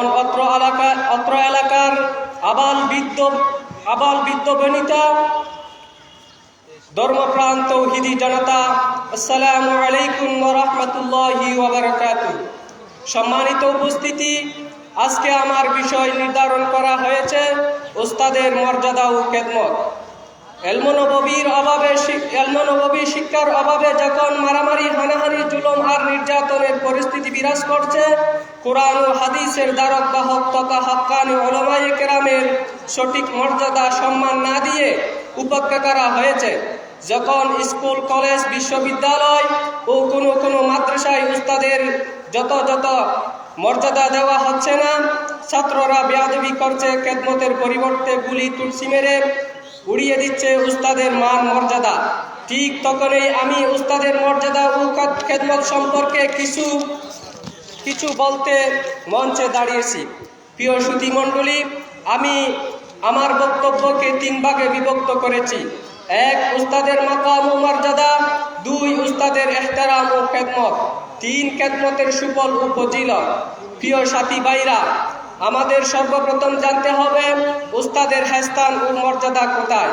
এই উম্মতের সর্বশ্রেষ্ঠ উস্তাদ হচ্ছেন হযরত মুহাম্মদ সাল্লাল্লাহু আলাইহি ওয়াসাল্লাম, কারণ তিনি দ্ব্যর্থহীন হৃদয়ে ঘোষণা করেছেন, আনা বুইস্তু মুআল্লিমান, আমি এই উম্মতের উস্তাদ হিসেবে প্রেরিত হয়েছি। অপরদিকে ইরশাদ হয়েছে, ক্বালা রাসূলুল্লাহ সাল্লাল্লাহু আলাইহি ওয়াসাল্লাম আল উলামা ওয়ারাসাতুল আম্বিয়া الأنبياء لم يعرسوا دينارا ولا درهما وإنما يعرسوا العلم। উলামায়ে কেরাম নবীগণের উত্তরাধিকারী এবং নিশ্চয় আম্বিয়া আলাইহিস সালামগণ স্বর্ণ বা রূপার মুদ্রার উত্তরাধিকারী হন না, তারা ইলম নববীর উত্তরাধিকারী। আর এই হাদিসের বাস্তব নমুনা হলো আমাদের উস্তাদ মহোদয়গণ। সুতরাং তাদের খেদমত ও ইহতিরাম করা স্বয়ং রাসূল সাল্লাল্লাহু আলাইহি ওয়াসাল্লামকে ইহতিরাম করার সমতুল্য। সম্মানিত উপস্থিতি, এই দ্বারাই যারা জ্ঞানগুণী দার্শনিক হয়েছেন তারা উস্তাদের খেদমতের দ্বারাই হয়েছেন, আর যারা ব্যর্থ তারা উস্তাদের সাথে বেয়াদবি করার কারণেই ব্যর্থ। তাই উস্তাদে পারেন একজন ছাত্রকে কোরআন ও হাদিসের এলমের মাধ্যমে মহান আল্লাহ পর্যন্ত পৌঁছে দিতে, আর এটাই প্রতিটি তালিবে ইলমের প্রধান ও অন্যতম লক্ষ্য। তাই তো বুজুর্গানে দ্বীনের মুখে প্রসিদ্ধ আছে, খায়রুল আবাই মান আল্লামাকা, তোমাদের উত্তম পিতা হলো সেই ব্যক্তি যে তোমাকে ইলমদ্বীন শিক্ষা দিয়েছেন।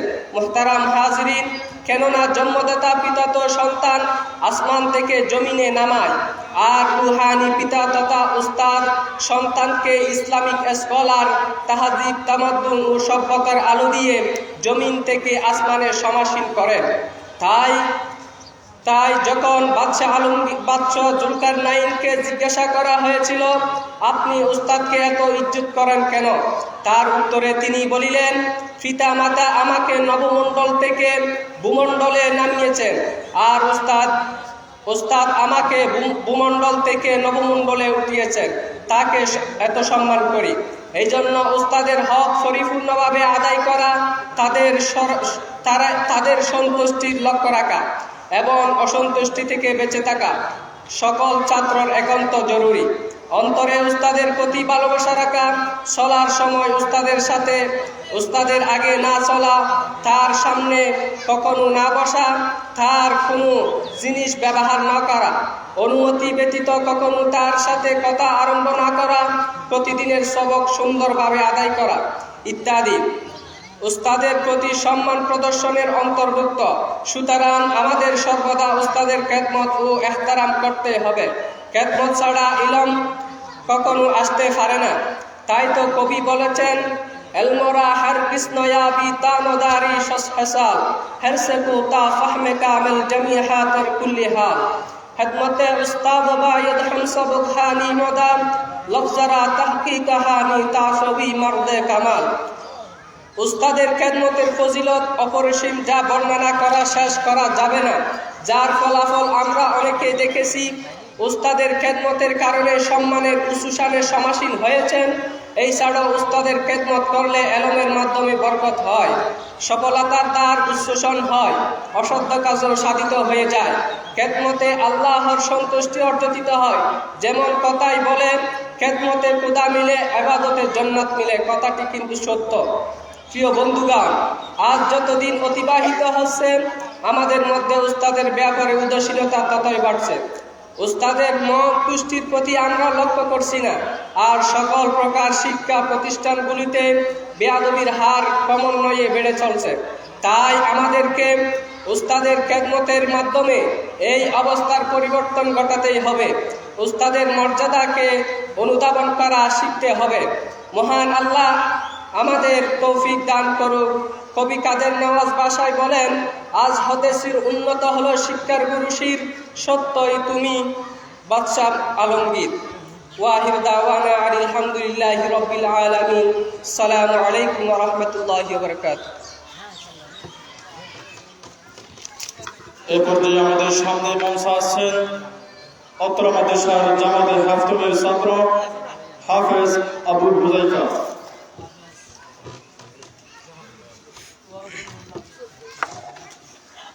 السلام عليكم ورحمة الله وبركاته. الحمد لأهله والصلاة لأهلها، أما بعد فأعوذ بالله من الشيطان الرجيم. بسم الله الرحمن الرحيم. قال الله تبارك وتعالى: يا أيها الذين آمنوا أطيعوا الله وأطيعوا الرسول وأولي الأمر منكم. وقال عليه الصلاة والسلام: عليكم بالسمع والطاعة، فإن أمر بمعصية فلا سمع عليه ولا طاعة، أو كما قال عليه الصلاة والسلام. অধ্যকার মহোদয় জলসার মান্যবর সভাপতি, আমার প্রাণপ্রিয় আসাতিজা কিরাম ও সুধী শ্রোতা, আমার আজকের আলোচ্য বিষয় হলো ইসলামী রাষ্ট্রের রূপরেখা প্রসঙ্গে। এই নির্ধারিত আলোচ্য বিষয়ের মধ্যে থেকেই আমি আপনাদের সামনে কিঞ্চিত আলোকপাত করবো ইনশাআল্লাহ। ইসলামী রাষ্ট্রের রূপরেখা সম্বন্ধে জানতে হলে আমাদের জেনে নিতে হবে ইসলামী রাষ্ট্রের সংজ্ঞা কি। ইসলামী রাষ্ট্রের সংজ্ঞা হচ্ছে মহান আল্লাহর সার্বভৌমত্বের বুনিয়াদে কোরআন ও সুন্নাহকে দ্বীনের উৎস হিসেবে মেনে নিয়ে স্বতঃস্ফূর্তভাবে আল্লাহ পাকের পক্ষ থেকে নাযিলকৃত ইসলামী অনুশাসন ও জীবন বিধানকে মেনে নিয়ে আল্লাহ তাআলার দ্বীন প্রতিষ্ঠিত করার লক্ষ্যে খিলাফত আল মিনহাজুন নবুওয়া এর ধারণার ভিত্তিতে জনগণের নির্বাচিত প্রতিনিধি ও তার সমর্থকদের সরকারি ব্যবস্থাপনা। পরিভাষায় এটাই হচ্ছে ইসলামী রাষ্ট্রের সংজ্ঞা বা পরিচয়। সম্মানিত উপস্থিতি, বাস্তবিক পক্ষে বিশ্ব মানবতা আজ সর্বাত্মক ও সামগ্রিক সমস্যা থেকে মুক্তি পেতে চায় তারা সমস্যাযুক্ত, শোষণহীন, সুখী, সমৃদ্ধশালী ও প্রগতিশীল বিশ্ব সমাজ গড়ে তুলতে। কিন্তু দুঃখজনক হলেও বাস্তবে এই যে ঈসাই ষোড়শ শতকের উষা লগ্ন হতে গত 20 শতকের গুদরি লগ্ন পর্যন্ত পথহারা দিশাহারা শান্তির সন্ধানে হন্য হয়ে ওঠা উদ্ভ্রান্ত ইনসানিয়তকে শান্তি ও কল্যাণের সুরানহনিয়ে দরিয়ে দেওয়ার জন্য ব্যাঙের ছাতার মতো গজিয়ে উঠছে মানব সৃষ্ট বহুমতাবাদ। প্রিয় উপস্থিতি, এর পাশাপাশি বর্তমান বিশ্বের হাতে গোনা কয়েকটি দেশে চলছে সামাজিক অর্থ ব্যবস্থাপনা, কিন্তু এর অবস্থা আরও শোষণীয়, আরও করুন। সমাজতন্ত্রের অসারতা প্রমাণের জন্য হালে ভেঙ্গে টুকরো টুকরো হয়ে যাওয়া এককালের সুপার পাওয়ার সোভিয়েত রাশিয়ার উদাহরণে যথেষ্ট। অতএব একথা দিগলোক সমস্যা স্পষ্ট হয়ে গেল যে মানব রচিত কোনো তন্ত্রে মন্ত্রে ইজমা বা মতবাদে শান্তি নেই, থাকতেও পারে না। বরং শান্তি ও সুখ লাভের একমাত্র উপায় হলো খোদাই জীবন দর্শন তথা দ্বীনে ইসলাম। এই জন্যই আজ বিশ্বের আনাচে কানাচে আওয়াজ উঠছে ইসলামী খিলাফত ও রাষ্ট্র প্রতিষ্ঠার। ভাইরা আমার, ইসলামী রাষ্ট্রের প্রয়োজনীয়তা অপরিসীম। ইসলামী রাষ্ট্রের জন্য সর্বপ্রথম প্রয়োজনীয় ইসলামী আইন, আর ইসলামী আইনের উৎস হবে চারটি। 1 নম্বর কোরআন কারীম, 2 নম্বর হাদিসে রাসূল সাল্লাল্লাহু আলাইহি ওয়াসাল্লাম, 3 নম্বর ইজমাই উম্মত, 4 নম্বর কিয়াস। সম্মানিত সুধী, যেহেতু মানুষ সসীম আর মানুষের বুদ্ধি জ্ঞানও সসীম, এই সীমাবদ্ধ জ্ঞানের অধিকারী মানুষ তাই নিজের বিবেক বুদ্ধি খাটিয়ে কোনো অসীম কল্যাণের বিধান প্রণয়ন করতে পারে না।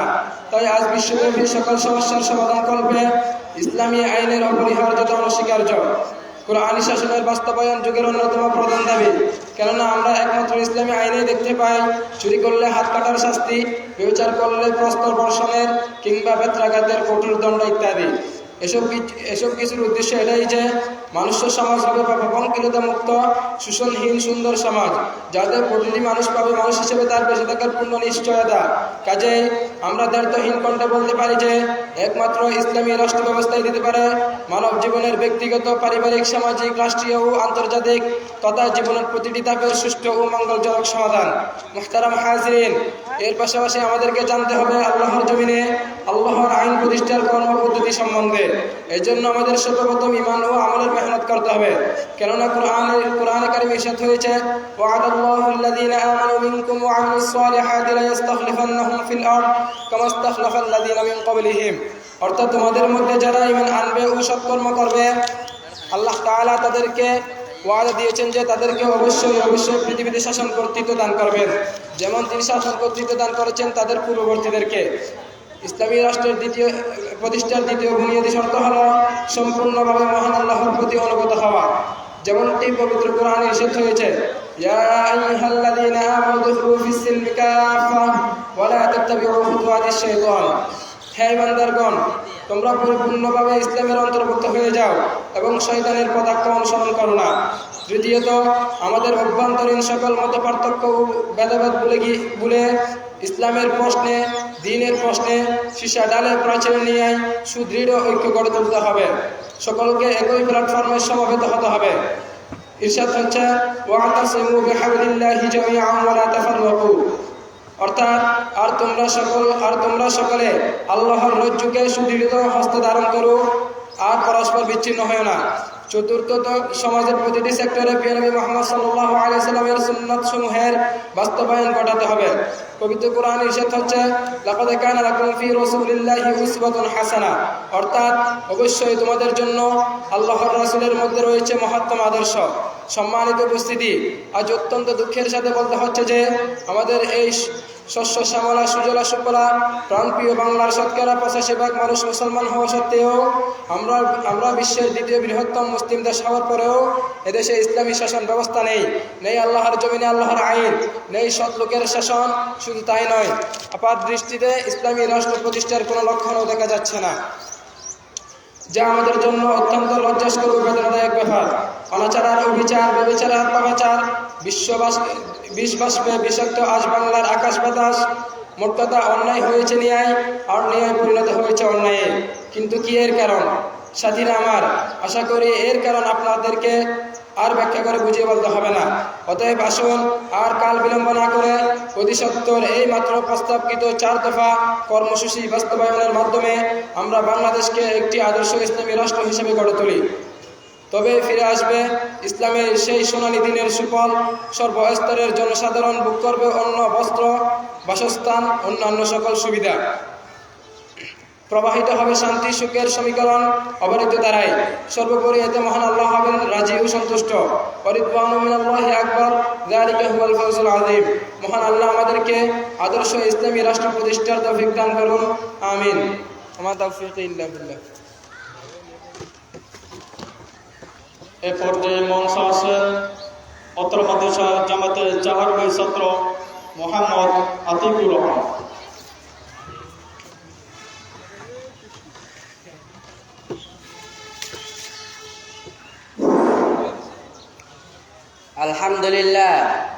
আলহামদুলিল্লাহ রাব্বিল আলামিন ওয়াসসালাতু ওয়াসসালামু আলা সাইয়্যিদিনা মুহাম্মাদিন নবী সাল্লাল্লাহু আলাইহি ওয়াসাল্লাম আল্লাযী বুইসা রাহমাতাল লিল আলামিন ওয়া আলা আলিহি ওয়া আসহাবিহি আল্লাযীনা ইত্তাবাউহু বিইহসানিন ইলা ইয়াউমিদ্দিন।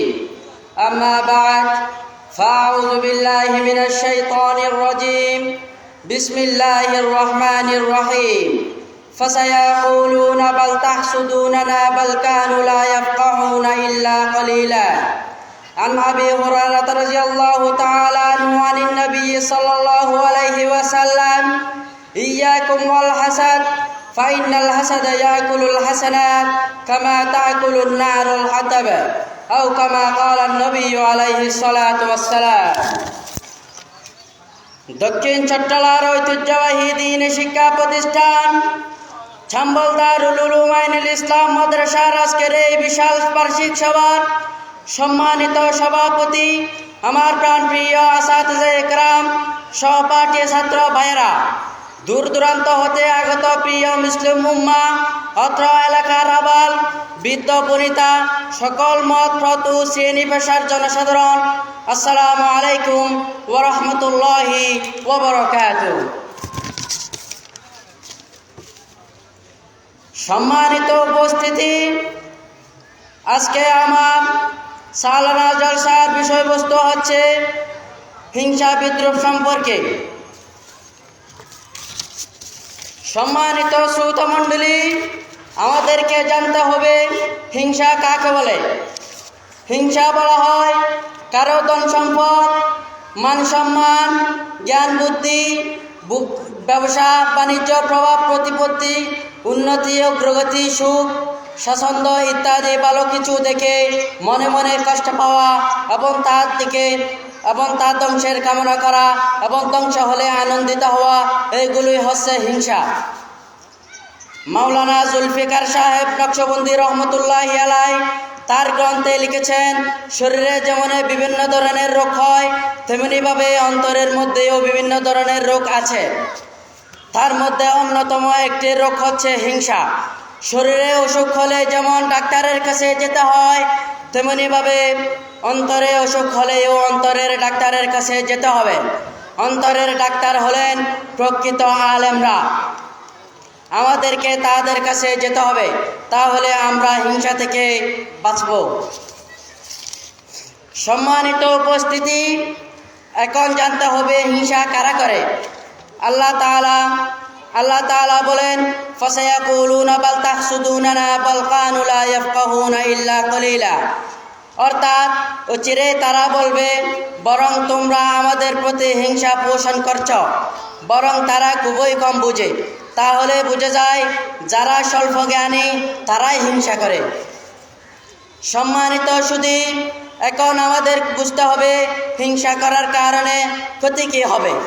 রাসূলুল্লাহ সাল্লাল্লাহু আলাইহি ওয়াসাল্লাম বলেছেন, তোমরা হিংসা থেকে বেঁচে থাকো, কেননা হিংসা মানুষকে এরকমভাবে ধ্বংস করে যেমনইভাবে আগুন কাঠখণ্ডকে ধ্বংস করে ফেলে। সুতরাং আমাদেরকে হিংসুক ব্যক্তি থেকে বেঁচে থাকতে হবে এবং আমরা নিজেরাও হিংসা করব না। আল্লাহ তাআলা আমাদেরকে হিংসা থেকে বেঁচে থাকার তৌফিক দান করুন।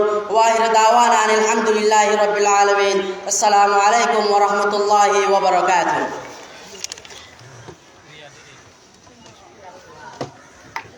এই পর্যায়ে আমাদের সামনে পৌঁছাচ্ছেন অত্র মাদ্রাসা জামাতে ইসলামের ছাত্র মোহাম্মদ ফারুকুল ইসলাম রিয়াদ।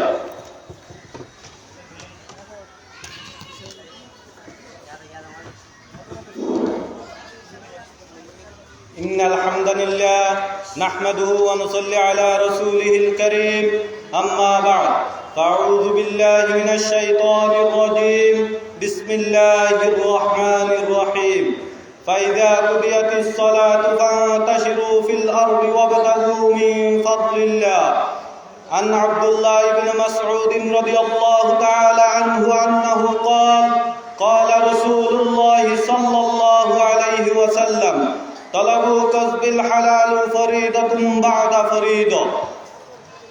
দক্ষিণ চট্টলার ঐতিহ্যবাহী দ্বীনি শিক্ষা প্রতিষ্ঠান দারুল উলুম আইনুল ইসলাম চাম্বল বড় মাদ্রাসার আজকের এই বিশাল বার্ষিক সভার সম্মানিত সভাপতি, অতিথিবৃন্দ, মেহমানবৃন্দ ও আমার প্রাণ প্রিয় আসাতাজে ইকরাম, সহপাঠী ছাত্র ভাইরা, দূর দূরান্ত থেকে আগত প্রিয় মুসলিম উম্মা, অত্র এলাকার আবাল বৃদ্ধ বনিতা, সকল মতপত ও শ্রেণী পেশার জনসাধারণ, আসসালামু আলাইকুম ওয়া রাহমাতুল্লাহ।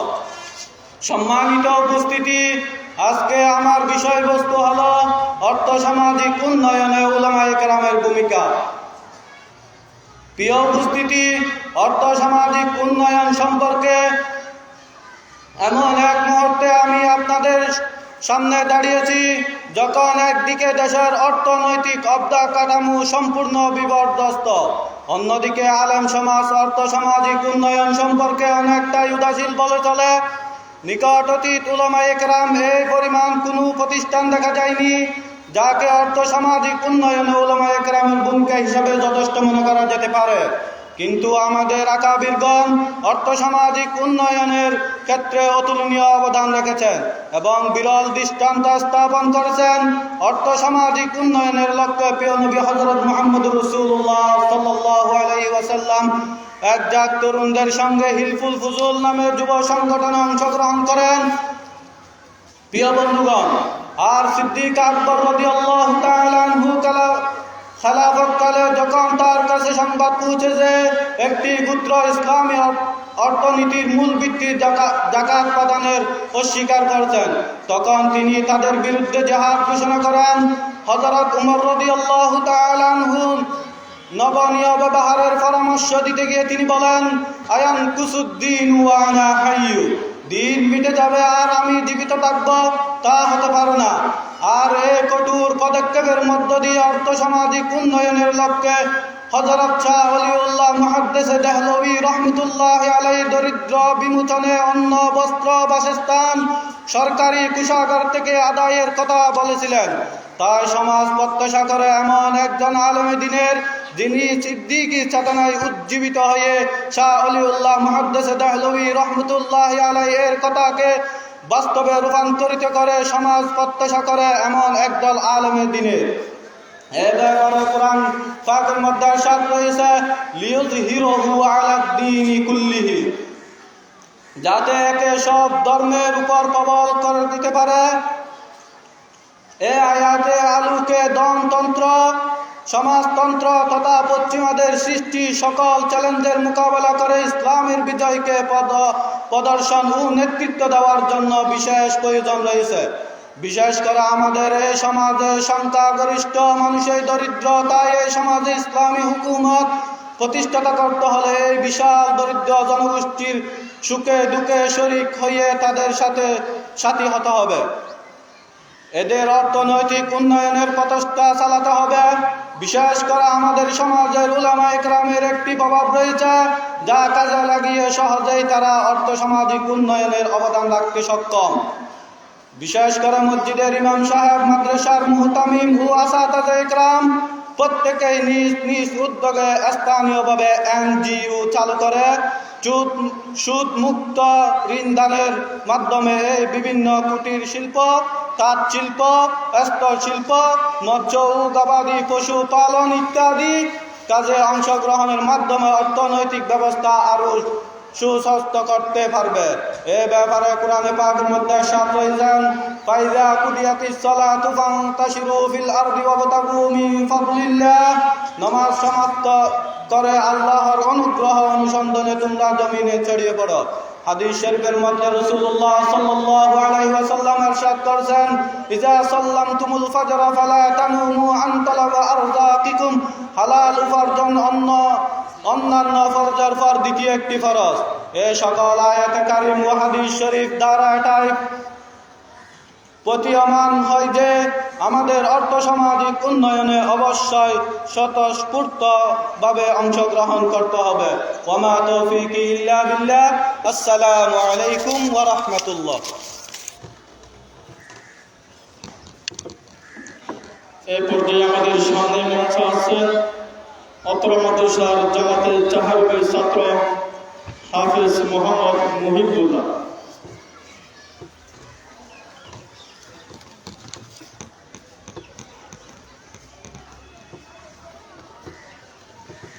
إن الحمد لله والصلاة والسلام على من لا نبي بعد أما بعد فأعوذ بالله من الشيطان الرجيم بسم الله الرحمن الرحيم كل نفس ذائقة الموت وقال رسول الله صلى الله عليه وسلم أكثروا ذكر هذه اللذات الموت।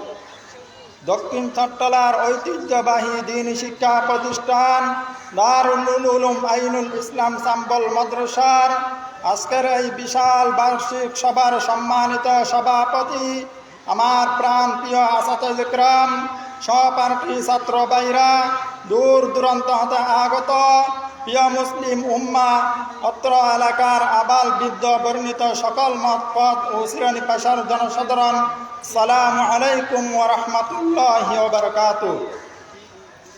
সম্মানিত উপস্থিতি, আজকের চালনা জলসায় আমার বিষয়বস্তু হল কবরই আসল ঠিকানা। আমি সংক্ষিপ্ত সময়ে আমার বিষয়বস্তুকে আলোকপাত করার চেষ্টা করব ইনশাআল্লাহ। আল্লাহ পাক বলেন, প্রত্যেক জীবকেই মরতে হবে, আর এই মৃত্যু এমন এক বাস্তব সত্য যা অস্বীকার করার উপায় নাই। আপনি পৃথিবীতে এমনও লোক পাবেন যারা কোরআনকে অস্বীকার করেছে, এমনও অসংখ্য লোকও পাবেন যারা নবী রসুলগণকে অস্বীকার করেছে, এমনও লোকও আছে যারা আল্লাহকে মানে না, বেহেশত মানে না, দুজক মানে না। কিন্তু এমন কাউকে পাবেন না যে মৃত্যুকে অস্বীকার করেছে। এত এমন এক বাস্তব সত্য যা প্রতিদিন আমাদের আশেপাশে সংঘটিত হচ্ছে। আমাদের চোখ এসবের সত্যতা দিন রাত পার্থক্য করেছে। মৃত্যু এমন এক সত্য যা অস্বীকার করা সম্ভব নয়। দেখুন, নাস্তিকরা অহরহ সন্ধান করে দেখেছে কিভাবে মৃত্যু থেকে বাঁচা যায়। কোনো বিজ্ঞানী আজ পর্যন্ত শত চেষ্টা করে মৃত্যু থেকে বাঁচার কোনো পথ আবিষ্কার করতে পারেনি, আর পারবেও না। আরে ভাই, মৃত্যু আসবে এত সত্য। আল্লাহ পাক কোরআনের মধ্যে ইরশাদ ফরমান, কুল্লু নাফসি যায়িকাতুল মাউত, প্রত্যেক জীবই মৃত্যুর স্বাদ গ্রহণ করবে। আমাদের অন্তর কাঁপিয়ে দেওয়ার জন্য যথেষ্ট। মৃত্যু আমাদের সবচেয়ে সুন্দর জীবন সমাপ্তি টানবে। এই পৃথিবীর প্রতি দৃষ্টি দিলে মনে হয় মৃত্যুর কথা কারো মনে হয় না। সবাই যেন দুনিয়া নিয়ে ব্যস্ত, তাদের ফুরসত নাই মৃত্যু নিয়ে চিন্তা করার। আমরা টাকার পিছিয়ে ছুটছি, ধন সম্পদ জমা করছি, বড় বড় দালান কুটা বানাচ্ছি, অস্থায়ী দুনিয়াতে স্থায়ী বাসস্থান গড়ার কল্পনা করছি। মৃত্যুর কথা আমাদের মনেই পড়ে না। আল্লাহ পাক কোরআনের মধ্যে ইরশাদ ফরমান, আইনামা তাকুনু ইউদরিকুমুল মাউত ওয়ালাউ কুনতুম ফি বুরুজিম মুশাইয়াদা। তোমরা যেখানে থাকবে মৃত্যু আসে তোমাদের ধরবে, যদিও তোমরা সুদীর্ঘ দীর্ঘ সময় থাকো। অর্থাৎ মানুষ মৃত্যু থেকে বাঁচার জন্য যত শক্তিশালী দুর্গের ভিতর নিজেকে আবদ্ধ রাখুক না কেন, কোনো অবস্থাতেই তার পিছু ছাড়বে না। কেননা সবার জন্যই মৃত্যুর সময় নির্ধারিত, এর থেকে বাঁচার কোনো উপায় নাই। আমরা যদি মারাই শেষ হয়ে যেতাম তাহলে তো কোনো কথাই ছিল না, ব্যাপারটা কত সহজ ছিল। সুতরাং কবরে যদি আল্লাহ পাক পুনরায় জীবন দান না করতেন তাহলে তো ব্যাপারটা কতই না সহজ ছিল। কিন্তু আসল বিপদ হলো মৃত্যু, আর মৃত্যু তো প্রকৃতপক্ষ মৃত্যু নয়, মৃত্যুর পরে পুনরায় আবার জীবন দান করবে। যদি কেউ নাফরমান হয়ে মৃত্যুবরণ করে তাহলে শেষ বিচারের দিন তার জন্য অপেক্ষা করছে ভয়ঙ্কর পরিণতি। কিন্তু যদি কিছু সম্বল সাথে নিয়ে যায় তাহলে পরকালীর জীবনটা হবে সুন্দর জীবন। প্রকৃতপক্ষ পরকালের জীবন খুব সুখ বা দুঃখ কবর থেকে শুরু হয়ে যায়। ভাই, পরকালে জীবন কবর থেকে শুরু হবে, আর এই জীবনের কোনো শেষ নাই, সমাপ্তি বলতে কিছু নাই। আর এই পৃথিবী অনেক দ্রুততার সাথে তার চূড়ান্ত পরিণতির দিকে এগিয়ে যাচ্ছে।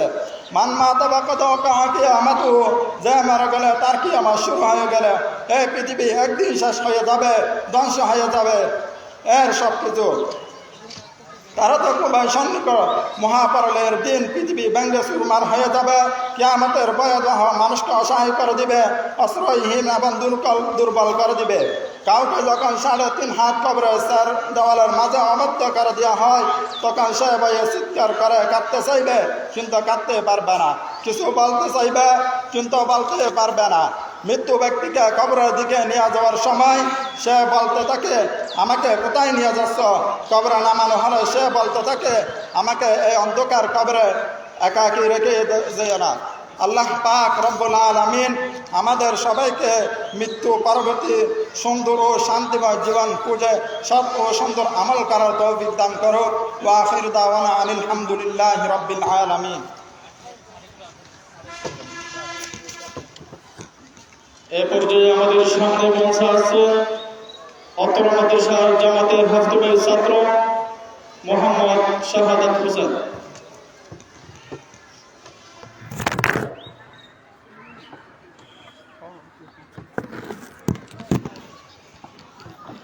আসসালামু আলাইকুম ওয়া রাহমাতুল্লাহি ওয়া বারাকাতুহু।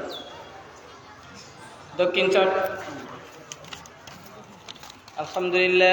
আলহামদুলিল্লাহি ওয়া কাফা ওয়া সালামুন আলা ইবাদিহিল্লাযীনা ইসতাফা, আম্মা বা'দ। ফাআউযু বিল্লাহি মিনাশ শাইতানির রাজীম। বিসমিল্লাহির রাহমানির রাহিম। كنتم خير أمة أخرجت للناس تأمرون بالمعروف وتنهون عن المنكر. وقال النبي صلى الله عليه وسلم: من رأى منكم منكرا فليغيره بيده فإن لم يستطع فبلسانه وإن لم يستطع فبقلبه. صدق الله العلي العظيم. দক্ষিণ চট্টগ্রামের ঐতিহ্যবাহী দ্বীনি শিক্ষা প্রতিষ্ঠান দারুল উলুম আইনুল ইসলাম মাদ্রাসার আজকের এই বিশাল বার্ষিক সভার সম্মানিত সভাপতি, আমার প্রাণপ্রিয় আসাতিজে কেরাম, সহপাঠী ছাত্র ভাইয়েরা, দূর দূরান্ত হতে আগত প্রিয় মুসলমান উম্মাহ, অর্থ এলাকার আবাল বৃদ্ধ বনিত সকল মতপান ও শ্রেণী পেশার জনসাধারণ, আসসালামু আলাইকুম রহমতুল্লাহি ওয়া বারাকাতুহু। মুহতারাম হাজিরিন, আজকে আমার নির্ধারিত আলোচ্য বিষয় হলো অন্যায়ের প্রতিরোধ গুরুত্ব ও প্রয়োজনীয়তা। এই নির্ধারিত বিষয়ে কিঞ্চিত আলোকপাত করার চেষ্টা করব ইনশাআল্লাহ। প্রিয় উপস্থিতি, দুনিয়ার মানুষকে অন্যায় অসৎ পথ থেকে দূরে রাখা এবং সৎ পথে পরিচালিত করা এবং বিশ্ব মানবতার কল্যাণ সাধন করার জন্যই দুনিয়ার বুকে মুসলিম জাতির আবির্ভাব। মুসলিম জাতির সৃষ্টির উদ্দেশ্যে পবিত্র কোরআনে দ্ব্যর্থহীন ভাষায় ঘোষণা করা হয়েছে, কুনতুম খায়রা উম্মাতিন উখরিজাত লিন-নাসি তা'মুরুনা বিল মা'রুফ ওয়া তানহাউনা আনিল মুনকার। অর্থ, তোমরা উত্তম জাতি, তোমাদের সৃষ্টি করা হয়েছে মানুষের উপকারের জন্য। তোমরা দুনিয়ার মানুষকে সৎ কাজের নির্দেশ দিবে এবং অসৎ কাজ থেকে বিরত রাখবে। অন্যায় অসৎকে সর্বশক্তি নিয়োগ করে রুখে দাঁড়াবে। সকল জুলুম অত্যাচার আচরণের অবসান ঘটাবে। বিশ্ব শান্তি অটুট অক্ষুণ্ণ রাখার জন্য প্রয়োজনে শান্তির দুশ্মন তথা মানবতার দুশ্মনদের বিরুদ্ধে জিহাদ করবে। একজন মুসলমান শুধু নিজেকে অন্যায় কাজ থেকে বিরত রাখলেই চলবে না, বরং অপরকেও সেই কাজ থেকে বিরত রাখতে হবে। যেমন কোনো জেলা কিংবা থানার কর্তৃপক্ষ যাবতীয় অন্যায় থেকে সবসময় দূরে থাকেন, কিন্তু অন্যদের প্রতি এই ব্যাপারে কোনো বিধিনিষেধ আরোপ করেন না। এতে কি তাদের দায়িত্ব সম্পূর্ণ হবে? কখনো না। এভাবে কোনো মুসলমান, তিনি আলিম হন বা না হন, যে কোনো অবস্থায় যদি এই ধারণা পোষণ করেন যে আমি নিজেকে অন্যায় কাজ থেকে বিরত রাখতে পারলে যথেষ্ট, অপরের পাপ তাকেই ধ্বংস করবে, তবে তা হবে তার ভুল ধারণা। হাদিস শরীফে ইরশাদ হয়েছে, মান রাআ মিনকুম মুনকারান ফালইগাইয়িরহু বিয়াদিহি ফাইন লাম ইস্তাতি' ফাবিলিসানিহি ওয়া ইন লাম ইস্তাতি' ফাবিকলবিহি। তখন সে অন্যায়কে হাত তথা শক্তি দ্বারা পরিবর্তন করে দেওয়া হবে, তার কর্তব্য হবে। যদি এতে সে ব্যক্তি সক্ষম না হয়, তবে মুখ দ্বারা বাধা দিবে। যদি সে শক্তিও না থাকে, তবে সে অন্তরে খারাপ জানবে কিংবা পরিকল্পনা করবে। আর হাদিস শরীফে ইরশাদ হয়েছে, ইদা আযামতা উম্মাতিদ দুনিয়া নাযাআত মিনহা হাইবাতুল ইসলাম তারাকাতিল আমর বিল মা'রুফি ওয়ান নাহি আনিল মুনকার হারামাত বারাকাতুল ওয়াহই ওয়া ইদা তাসাব্বাত উম্মতি সাকাতাত মিন আইনিল্লাহ। যখন আমার উম্মত দুনিয়াকে সম্মান দিবে তখন তাদের কাছ থেকে ইসলামের সূর্য বীর্য ছিনিয়ে নেওয়া হবে। তখন তাদের কাছ থেকে ইসলামের সূর্য বিনিয়ে নেওয়া হবে।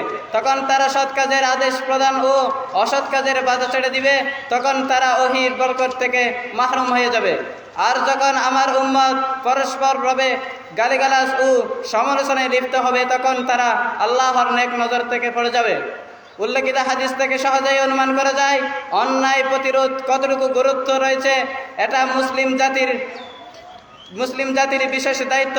মুসলিম জাতি যদি এই দায়িত্ব পালনে অবহেলা করে এবং পবসার অন্যায় অবিচার জুলুম অত্যাচারে যদি পৃথিবী জর্জরিত হয়ে যায় তাহলে এমন অবস্থায় আল্লাহর গজব নাজিল হয়।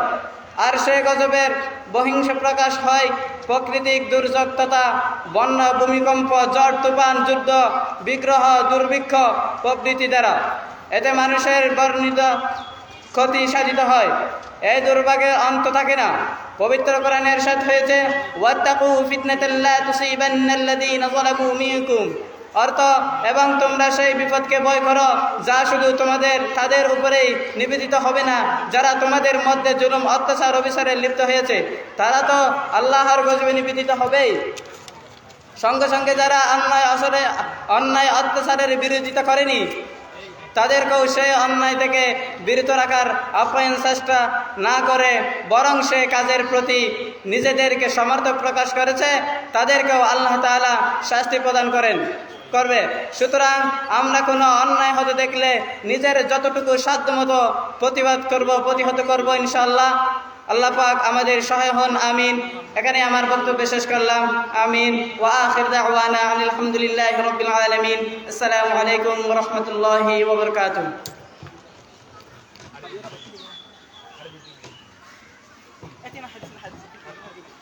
এই পর্যায়ে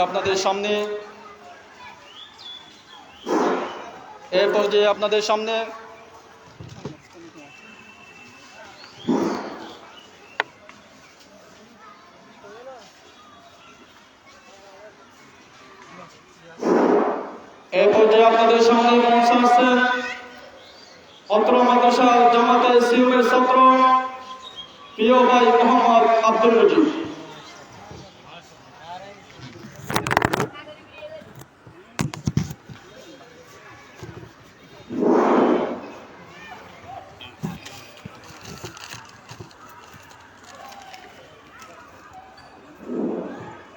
আলহামদুলিল্লাহি والصلاة لأهلها أما بعد فأعوذ بالله من الشيطان الرجيم بسم الله الرحمن الرحيم والعصر إن الإنسان لفي خسر إلى آخر.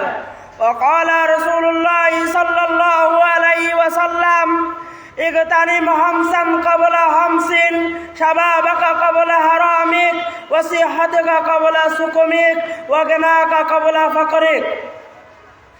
দক্ষিণ চট্টলার ঐতিহ্যবাহী দ্বীনি শিক্ষা নিকেতন চাম্বল দারুল উলুম আইনুল ইসলাম মাদ্রাসার আজকের এই বিশাল বার্ষিক সভার সম্মানিত সভাপতি, আমার প্রিয় আসাতায়ে ইকরাম, সহপাঠী ছাত্র ভাইরা, দূর দূরান্ত হতে আগত প্রিয় মুসলিম উম্মাহ, অত্র এলাকার আবাল বৃদ্ধ বনিতা, সকল মত পদ ও শ্রেণী পেশার জনসাধারণ সবাইকে আমার অন্তরের অন্তঃস্থল হতে জানাই প্রাণঢালা শুভেচ্ছা ও অভিনন্দন। সম্মানিত হাজরিন, আজকে আমার বিষয়বস্তু নির্ধারণ করা হলো আদর্শ জীবন গঠনের সময়ের মূল্য। আমি এই বিষয়ে সংক্ষিপ্ত সময়ের পরিসরে কিঞ্চিত আলোকপাত করব ইনশাআল্লাহ। সাথীরা, বন্ধুগণ, আসুন আমরা প্রথমে আদর্শ জীবনের রূপরেখা নিয়ে আলোকপাত করি।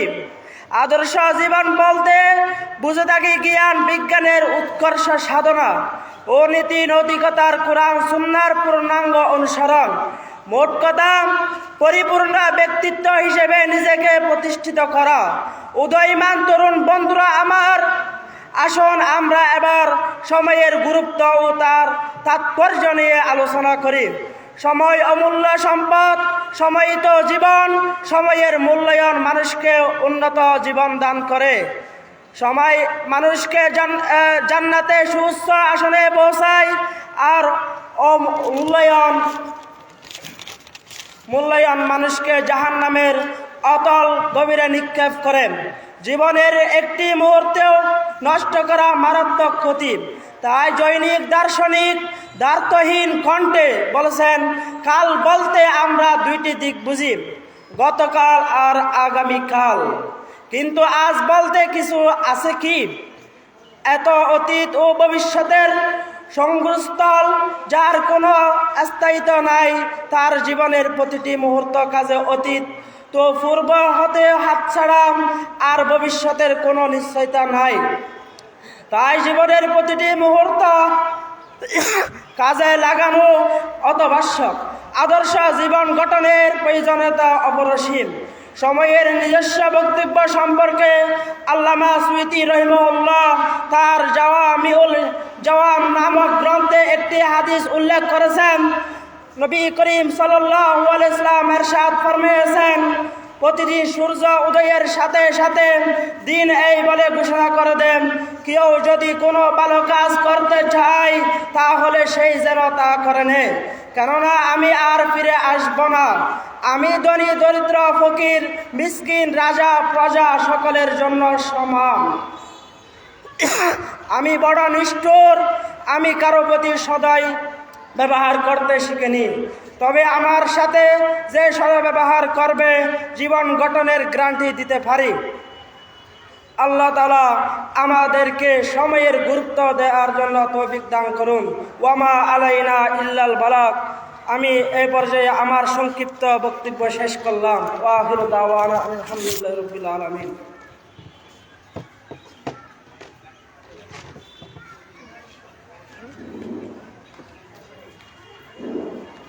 الحمد لأهله والصلاة لأهلها أما بعد فأعوذ بالله من الشيطان الرجيم بسم الله الرحمن الرحيم واعتصموا بحبل الله جميعا ولا تفرقوا صدق الله المولانا العظيم وصدق رسوله النبي الحبيب الكريم وقال رسول الله صلى الله عليه وسلم الجهاد ماز إلى يوم القيامة أو كما قال النبي عليه الصلاة والسلام।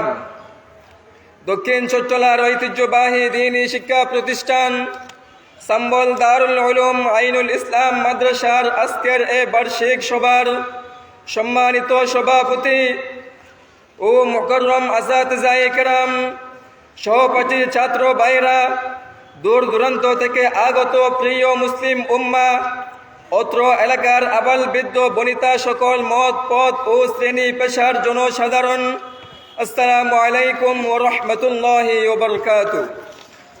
প্রিয় উপস্থিতি, আজকের বার্ষিক সভার বিষয়বস্তু নির্ধারণ করা হয়েছে কাশ্মীর সমস্যা ও তার সমাধান। আমি এ বিষয়ে কিঞ্চিত আলোকপাত করার চেষ্টা করব ইনশাআল্লাহ। প্রিয় উপস্থিতি, বর্তমান বিশ্ব প্রেক্ষাপটের এমন এক যুগ সন্ধিক্ষণ আমরা অতিক্রম করছি যখন বিশ্ব মানচিত্র থেকে ইসলাম ও মুসলমানদের চিহ্নিত করে দেওয়ার সুগভীর চক্রান্ত চলছে। মুসলমানদের বিরোধিতা করছে।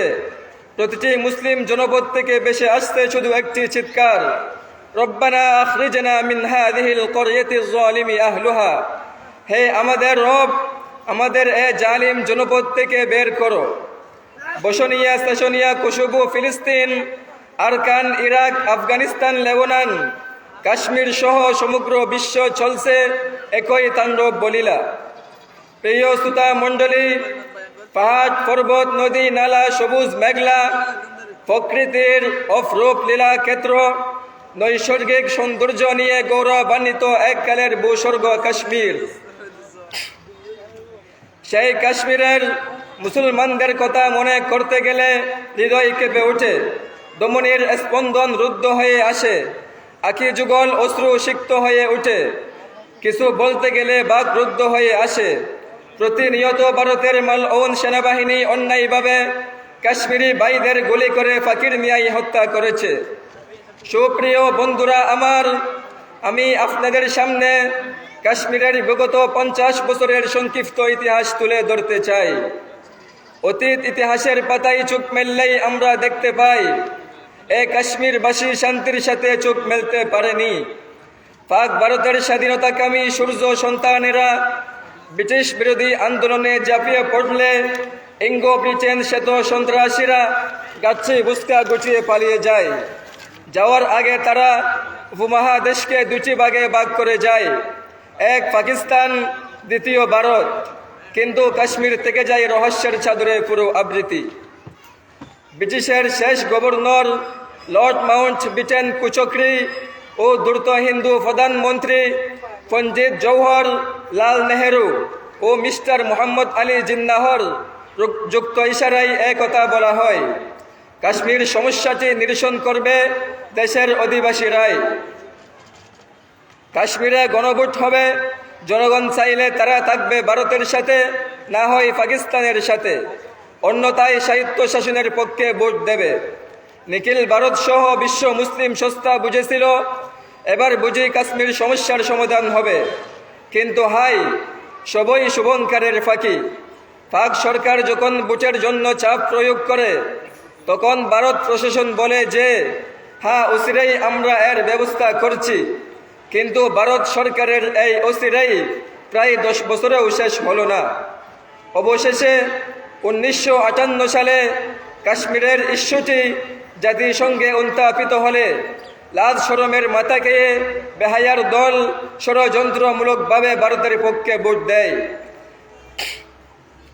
এরপর 1965 সালে কাশ্মীর সমস্যা জটিল অধ্যায়ে পর্যাবসিত হলে পাক ভারত যুদ্ধ সংগঠিত হয়। প্রিয় ভাইয়েরা আমার, এই যুদ্ধে পাকিস্তান কাশ্মীরের বহুল অংশ দখল করে নেয়, যা আজ আজাদ কাশ্মীর নামে খ্যাত। সারা বিশ্বের মানবতাবাদী শান্তিকামী মানুষগুলো ভারত সরকার ও জাতিসংঘকে বোঝানোর চেষ্টা করেছে, কিন্তু তাকে বোঝানো সম্ভব হয়নি। এমনিভাবে ব্রহ্মণ্যবাদী ভারতের কংগ্রেস সরকার আন্তর্জাতিক সকল আইন অমান্য করে 3-4 লক্ষ ভারতীয় সৈন্য লেলিয়ে দিয়েছে কাশ্মীরের বিরুদ্ধে। সেখানে প্রতি বর্গ মাইলে 100 জন সেনা মোতায়েন করা হয়েছে। অসংখ্য স্বাধীনতাকামীকে নির্মমভাবে হত্যা করা হয়েছে। বাড়ি বাড়ি তল্লাশির নামে হাজার হাজার মা বোন দর্শনের শিকার হতে হয়েছে। মুহতারাম হাজরিন, ভূস্বর্গ কাশ্মীরে আজ মুসলমানদের ফাঁকির মতো গুলি করে হত্যা করেছে। হাজার হাজার যুবককে ঘর থেকে বের করে এনে অন্যায়ভাবে জেলখানায় আবদ্ধ করা হয়েছে, যার কারণে নববধূরা বিধবা হয়ে দুর্বিষহ জীবনযাপন করছে। ভারত সরকার সেখানে স্বাধীনতা রোধ করতে চাচ্ছে। এহেন পরিস্থিতিতে আজ আমাদের সরল মনে প্রশ্ন দাঁড়িয়েছে, এই সমস্যার সমাধান কি? আমি বলতে চাই, আলোচনা সমালোচনা, বৈঠক, টকবাজি আর বাটফারির মাধ্যমে কাশ্মীর সমস্যা সমাধান হবে না, বরং এর একমাত্র সমাধান দিতে পারে আল কোরআন। তাই তো আরশাদ হয়েছে, আতিউল্লাহ ওয়া আতিউর রাসূল ওয়া উলিল আমরি মিনকুম। অর্থাৎ বর্তমান পরিস্থিতিতে তাদের একমাত্র মুক্তির পথ আজাদী আন্দোলনে ঝাঁপিয়ে পড়া এবং আজাদী যুদ্ধে অবতীর্ণ হওয়া। তাহলেই অবসান ঘটবে সমস্ত নির্যাতনের। ইতরের মৃদু সমীরণে আবার হিল্লোলিত হবে। মহান আল্লাহ কাশ্মীরের আশু ও চিরস্থায়ী সমাধান করে দিন। সেখানকার জনগণ শান্তি ও নিরাপদ সহ জীবনযাপন করুক, আমিন। আমি এর আজকের আলোচনা শেষ করেছি। ওয়া আখিরু দাওয়ানা আনিল হামদুলিল্লাহি রাব্বিল আলামিন। আসসালামু আলাইকুম ওয়া রাহমাতুল্লাহি ওয়া বারাকাতুহু। আলহামদুলিল্লাহ, আজকের সেমিনারের সর্বশেষ প্রবন্ধ নিয়ে আসছেন অত্র মাদ্রাসার জামাতে ইসলামের ছাত্র প্রিয় ভাই হাফেজ মোহাম্মদ রবিউল আলম। السلام عليكم ورحمة الله وبركاته. نحمده ونصلي على رسوله الكريم. أما بعد، أعوذ بالله من الشيطان الرجيم. بسم الله الرحمن الرحيم. إن الدين عند الله الإسلام. صدق الله العظيم. وقال النبي صلى الله عليه وسلم: إن بني إسرائيل تفرقت على 72 ملة إلى آخر الحديث. ঐতিহ্যবাহী দক্ষিণ সরতলার বাঁশখালী থানার অন্তর্গত মাদ্রাসা দারুল উলুম আইনুল ইসলাম কর্তৃক আয়োজিত আজকের এই বার্ষিক সভার সম্মানিত সভাপতি, উপস্থিত আমার মুআজ্জাজ মুকাররম, আমার হৃদয়ের স্পন্দন, আমার হযরত আসাতিজা ইকরাম, এবং উপস্থিত আছেন বাংলার বিভিন্ন প্রান্ত থেকে আগত জ্ঞান পিপাসুক ছাত্র ভাইরা, আরও উপস্থিত আছেন আমন্ত্রিত মেহমান বৃন্দগণ। সকলকে জানাই অন্তরস্থল থেকে অভিনন্দন, শুভেচ্ছা।